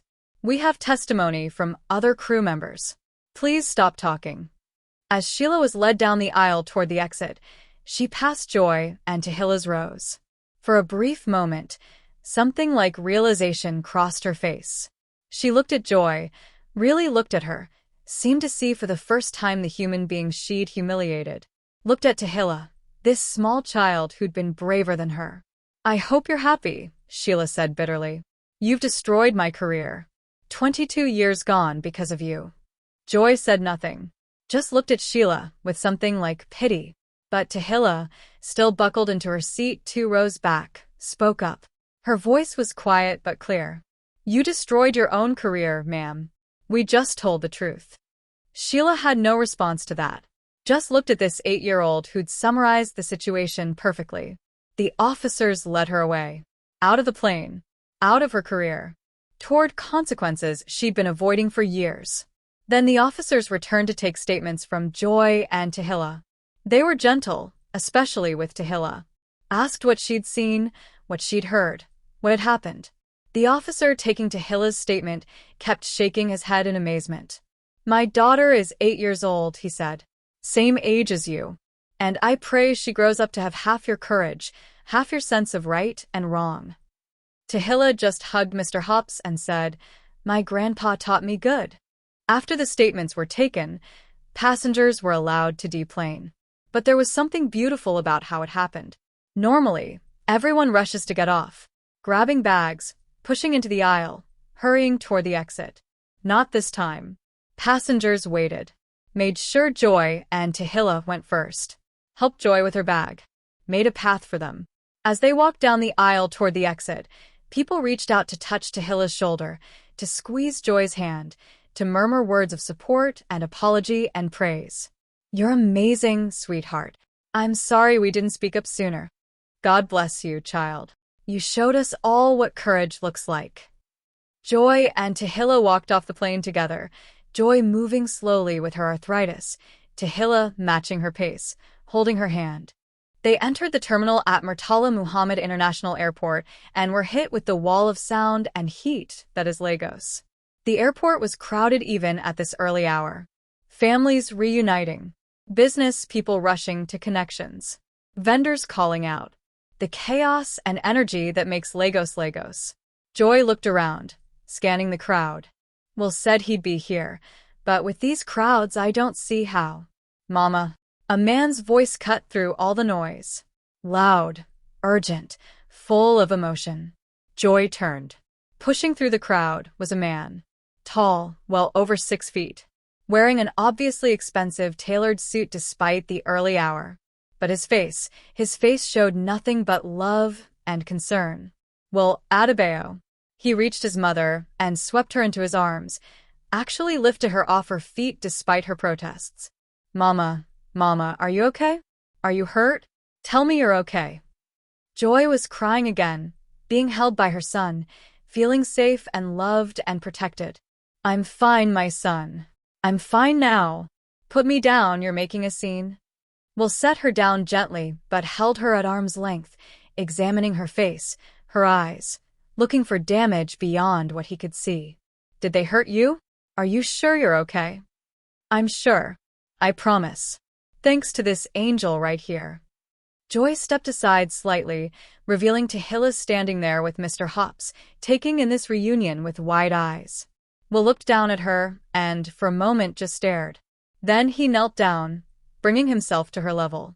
Eye to eye. Tehilla. His voice was thick with emotion. Hello, Mr. Will. Tehilla's voice was shy now, overwhelmed by this tall man in this fancy suit who'd flown to Lagos just to meet her. Will extended his hand. Tehilla shook it. His hand completely engulfed hers. My mother told me what you did. How you stood up for her when no one else would. How you gave her your food. How you held her hand and refused to let her be treated like she didn't matter. Tehilla's response was simple. It was just the right thing to do, Mr. Will. Will's eyes were wet. Most adults wouldn't have done what you did. Most people would have stayed quiet, would have looked away, would have told themselves it wasn't their business. But Miss Joy is my friend, and my grandpa taught me to stand up for people who need help. Your grandfather must have been an incredible man. He was the best. Tehilla's voice got small. He died last year, but I still remember everything he taught me. Will stood up, turned to 2 people who'd been standing behind him. A man and a woman, both in business attire, watching this interaction with soft eyes. Tehilla, this is Segan and this is Nkem. They work with me. Segan stepped forward, holding a manila envelope. Will took it, knelt down again so he was eye level with Tehilla. Tehilla, I want to give you something. He handed her the envelope. Tehilla took it confused. What is it? Open it and see. She opened it carefully, the way kids do when they're not sure what they're supposed to do. Inside was a piece of paper. She pulled it out. It was a check. She looked at it, trying to read the numbers. There were a lot of zeros. More zeros than she'd ever seen on any piece of paper. She sounded out the words slowly. $50,000. Looked up at Will, completely confused. I don't understand. Will's voice was gentle. That's for you, Tehilla. For your family. Tehilla shook her head, trying to hand it back. Mr. Will, I can't take this. This is so much money. I just gave Miss Joy my chicken. Will took her hands, held them gently, kept them from giving back the check. You gave her so much more than food, Tehilla. You gave her dignity. You saw her as a human being when someone else was trying to make her invisible. But let me tell you a story so you understand why this matters to me. He sat down right there on the airport floor, not caring about his expensive suit, and Tehilla sat across from him. Joy sat down too, one hand on Will's shoulder, one on Tehilla's. When I was your age, a little older, I was 13 years old, my father died. Sudden heart attack. One day he was there, the next day he was gone. And he left behind debts, medical bills, loans for his business, a mortgage on our little house. Tehilla listened, clutching Mr. Hops, understanding loss. My mother was a schoolteacher. Teachers don't make a lot of money, Tehilla. Especially not back then. Especially not widowed women with a son to raise and debts to pay. He looked at Joy with so much love it was almost hard to watch. My mother worked 3 jobs. 3. She taught school during the day. From 7 in the morning until 3 in the afternoon. Teaching children just like you. 2nd graders. She loved teaching. Joy was crying silently. Then she'd come home, make me dinner, help me with homework, make sure I was okay. And at 9 p.m., she'd leave again. She worked cleaning office buildings from 9 at night until 2 in the morning. Mopping floors. Scrubbing toilets. Emptying trash. Her back hurt. Her knees hurt. But she did it every single night. Tahilla's eyes were wide. Like my parents' work at the hospital. Exactly like your parents. And on weekends, she did sewing and alterations for neighbors. She'd sew for hours and hours, her fingers hurting, her eyes tired, just to make a little extra money. Why did she work so hard? Will's voice broke. For me, every penny she earned went to keeping me in school, to keeping food on the table, to keeping me clothed and safe and educated. She ate 1 meal a day so I could eat 3. She wore the same 3 dresses for 5 years so I could have new clothes for school. Tehilla looked at Joy with new understanding. Miss Joy had been like her parents, working so hard for someone she loved. When I was 18, I wanted to go to university, to study computers. But we had no money. None. My mother had been saving, but it wasn't enough. Not even close. Joy spoke up, her voice soft. I gave him my last $2,000. Everything I had saved. Everything. She told me, Will continued, that my success was her success. That my future was her future. That I needed to go chase my dreams and she'd figure out the rest. What happened? Tahilla asked. I went to university. I worked part-time jobs. I took out loans. I barely slept. But I got my degree in computer science. And then I started a company with 2 friends. We built software for businesses. It was so hard, Tehilla. So many times we almost failed. So many times we ran out of money. But we kept going. He paused. 10 years later, my company was worth millions. 20 years later, billions. Tahilla's eyes went impossibly wide. Billions? Like with a B? Billions. With a B. Will smiled through tears. And every single bit of that success exists because my mother sacrificed everything for me. Because she believed in me when no one else did. Because she worked herself to exhaustion so I could have opportunities she never had. He looked at his mother with pure adoration. Everything I have, everything I am, everything I've built, it's all because this woman never gave up on me. Joy was sobbing now, and Will pulled her into a hug. Then he turned back to Tehilla. Today, someone tried to humiliate my mother. Tried to make her feel small and worthless and less than human. And you, an 8-year-old child, stood up and said no. Tahilla's voice was small. She was being mean. Someone had to say something. Yes. Someone had to. But 30 adults didn't. Only you did. He tapped the check in Tahilla's hand. You didn't just give my mother food, Tahilla. You gave her dignity. You reminded everyone on that plane that her life has value. That she deserves respect. That she matters. Everyone matters, Tehilla said simply. Yes. But not everyone has the courage to stand up when that truth is denied. You did. He gestured at the check. Your parents work as hard as my mother did. Maybe harder.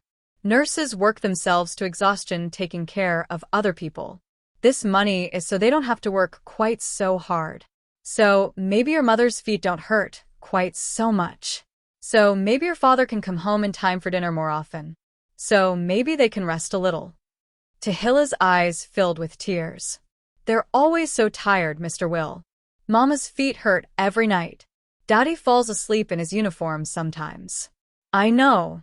Will's voice was gentle. My mother was always tired too. But good people like them, like you, like my mother, they deserve better. This is me paying forward what my mother gave me. Someone helped us when we needed it. Now I help you. Tahilla threw her arms around Will's neck, sobbing. Mr. Hops squished between them. Will held her gently. This child who defended his mother. This brave little girl who'd shown more courage than most people show in a lifetime. Joy put her arms around both of them, and the three of them sat there on the airport floor, crying and healing and connecting. After a long moment, Will pulled back gently. Tehilla, would you like to call your parents? Tell them what happened. I think they'd want to hear from you. Tehilla nodded frantically. Will pulled out his phone, an expensive smartphone, and handed it to her. Tehilla dialed her home number with shaking fingers. It rang 3 times. Her mother answered, voice thick with sleep. Hello. Mama? Tehilla's voice broke on the word. Tehilla, baby, did you land safe? Is everything okay? Where are you? Mama, I'm in Lagos. I'm okay. But Mama, something happened on the plane. She could hear her mother sit up, hear the fear in her voice. What happened? Tehilla, are you hurt? No, Mama, I'm not hurt. But something bad happened to a nice lady and I helped her, and now her son wants to give us money. Silence on the other end. Then, what? Tehilla, slow down. What are you talking about? And Tehilla told her everything. About Joy and Sheila and the food and standing up and the check and Mr. Will. She could hear her mother calling for her father, putting the phone on speaker, both of them listening.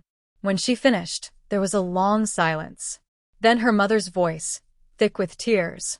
Tehilla, baby, I'm so proud of you. So proud. But honey, you can't accept $50,000. That's too much. Mama, Mr. Will wants to talk to you. Tehilla handed the phone to Will. Hello, Mrs. Grace. My name is Grace. And my husband is David. He's right here. We're both on speaker. Grace and David, my name is Will Adebayo. Your daughter showed incredible courage today. Let me tell you what she did. He explained everything from his perspective. What his mother had endured. How Tehilla had stood up. How she'd given her meal. How she'd held Joy's hand. How she'd faced down an adult authority figure without backing down. Grace was crying openly. That sounds like our Tehilla. She's always had such a good heart. David's voice was gruff with emotion. But sir, we can't accept $50,000. That's too much. Way too much. Will's voice was firm but kind. With respect, it's not nearly enough. Your daughter defended my mother when she was defenseless. She stood up to an adult who was abusing their power. She gave up her own meal so my mother wouldn't go hungry. She showed moral courage that most adults don't possess. Grace's voice was barely above a whisper. We just taught her to be kind. You taught her to be brave, Will corrected. That's rarer than kindness. Kindness is easy when there's no cost. Your daughter was brave when it was hard, when it was uncomfortable, when adults were telling her to sit down and be quiet. Please, let me help your family the way my mother helped me. There was a long pause. Tehilla could hear her parents whispering to each other, could hear her mother crying, her father's voice breaking. Finally, David spoke. We don't know what to say. Say you'll accept it. Say you'll let me honor your daughter's courage. Say you'll use it to make your lives a little easier so you can spend more time with this amazing child you've raised. Grace was sobbing. Thank you. Thank you so much. We'll pay off the house so we don't have to work so much overtime. We'll start a college fund for Tehilla. You'll do whatever you need to do, Will said gently. It's your money. Your daughter earned it. Can we talk to her again? Will handed the phone back to Tehilla. For the next 5 minutes, all three of them cried and talked and laughed and cried some more.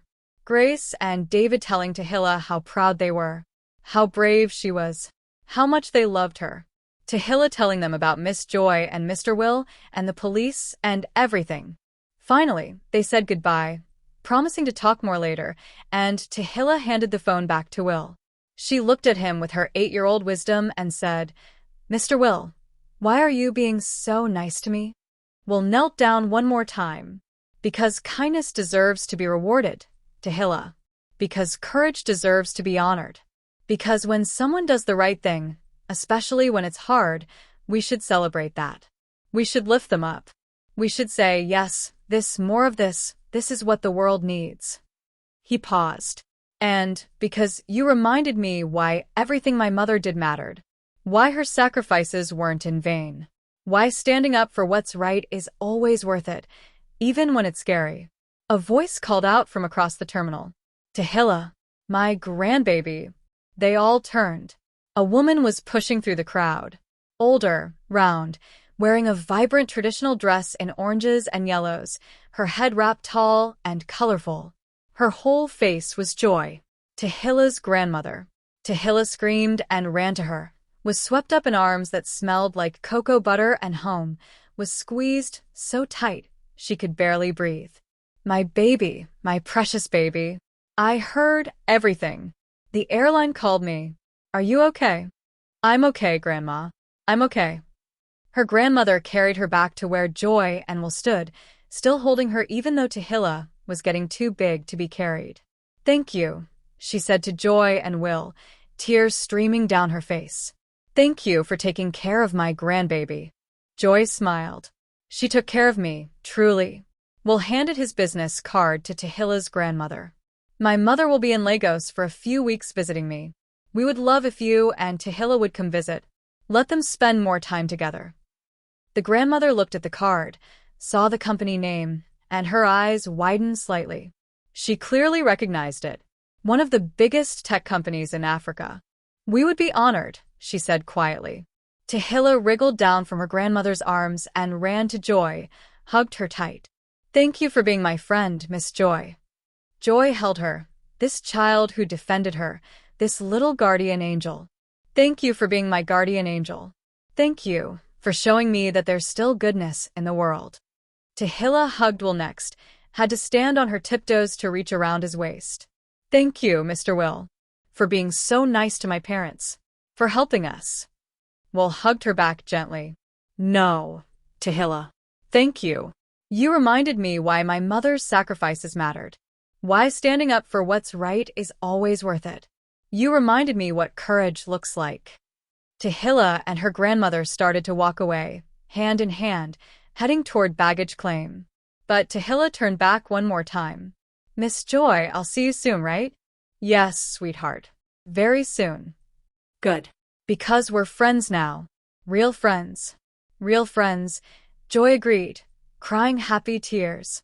And then they were gone, disappearing into the crowd. A small girl in a purple dress and an older woman in bright colors, holding hands and talking excitedly. Joy and Will stood there watching them go. "She's special," Joy said softly. "Just like her parents," Will replied. "Just like you, Mama." "Do you think we'll see her again?" "I know we will. People like that, you don't let them go. You hold on to them. You keep them in your life." 3 months later, in a courthouse in Atlanta, Sheila stood before a judge. She'd been charged with assault and discrimination. The video evidence was overwhelming. 14 different phones had captured her throwing the food. 17 passenger statements all said the same thing. Even Jim, the businessman, had testified against her, saying he'd witnessed clear differential treatment based on race. The airline had fired her immediately. 22 years of service ended in one moment of cruelty captured on video and seen by millions. Sheila was found guilty on all counts. She lost her job permanently, banned from working for any airline ever again. She was fined heavily, money she didn't have, adding to her already crushing debt. She was sentenced to 100 hours of community service. And she was required to complete mandatory sensitivity and anti-discrimination training. Her lawyer tried to argue that she'd had a bad day, that she'd been going through personal issues, that this was one moment that shouldn't define her career. But the judge wasn't sympathetic. "This wasn't one moment," the judge said. "This was a pattern of behavior that finally got caught on camera.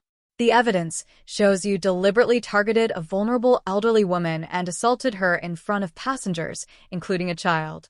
Your actions were cruel, discriminatory, and completely unacceptable. Perhaps this sentence will teach you what your 22 years in customer service clearly didn't, that all people deserve dignity and respect regardless of their race or circumstances."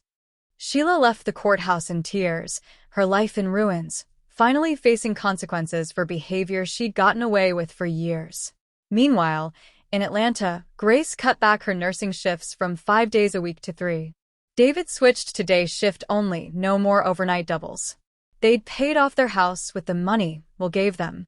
No more mortgage meant no more need for constant overtime. They started eating dinner together, as a family, every night. Grace's feet didn't hurt quite so badly because she wasn't standing for 16 hours at a time. David stopped falling asleep in his uniform because he was home at reasonable hours. They started a college fund for Tahilla, put $30,000 into a high-yield savings account that would grow over the next 10 years, ensuring their daughter could go to any university she wanted. And with the remaining money, they did something Tehilla had wanted for years. They adopted a dog from the shelter. A gentle golden retriever mix they named Hops, after Tehilla's beloved bunny. In Lagos, Joy and Tehilla video called every week, sometimes twice a week. They'd talk for hours about everything and nothing. Joy would tell stories about teaching, about Lagos, about Will's childhood. Tehilla would share about school, her friends, Hops the dog, her life. They'd become real friends, bonded across the miles, their connection forged in a moment of crisis, but sustained by genuine love. Will funded a scholarship program at Tehilla's school, the Tahilla Courage Scholarship. It was awarded annually to a student who demonstrated moral courage, who stood up for others, who did the right thing even when it was hard. Each year, Tehilla got to help choose the recipient. The story went viral. The videos from the passengers were shared millions of times. News outlets picked it up. 8-year-old stands up to racist flight attendant, ran on every major network. Tehilla and her parents were invited on talk shows. They declined most of them. Didn't want the fame. Didn't want Tehilla to become some kind of celebrity. Just wanted to live their lives. But they did do one interview. Just one. On a morning show. And when the host asked Tehilla why she'd stood up when adults didn't, her answer went viral all over again. My grandpa told me to always stand up for people who can't stand up for themselves. And everybody saw what was happening, but nobody was doing anything. Somebody had to. So I did. Simple. True. Devastating. And Tehilla kept Mr. Hops with her always. Kept her grandfather's words in her heart. And she continued standing up for others. In middle school, she defended a kid with autism who was being bullied. In high school, she organized a walkout when a teacher made racist comments. In college, she majored in social justice and became an advocate for airline workers' rights, pushing for better training and accountability. She never forgot that flight. Never forgot Miss Joy. Never forgot that moment when she decided being uncomfortable was better than being silent. Years later, when Tehilla was giving a speech at her college graduation, she said something that made Joy, sitting in the audience with Will, cry. People ask me where I learned to be brave. They ask me who taught me to stand up. And I tell them about my grandfather who gave me Mr. Hops and told me to be brave. I tell them about my parents who worked themselves to exhaustion to give me opportunities. I tell them about Miss Joy who showed me grace even in humiliation. And I tell them about that flight when I was 8 years old, and I learned that courage isn't about being big or strong or fearless. It's about doing what's right even when your hands are shaking. Even when adults are telling you to sit down.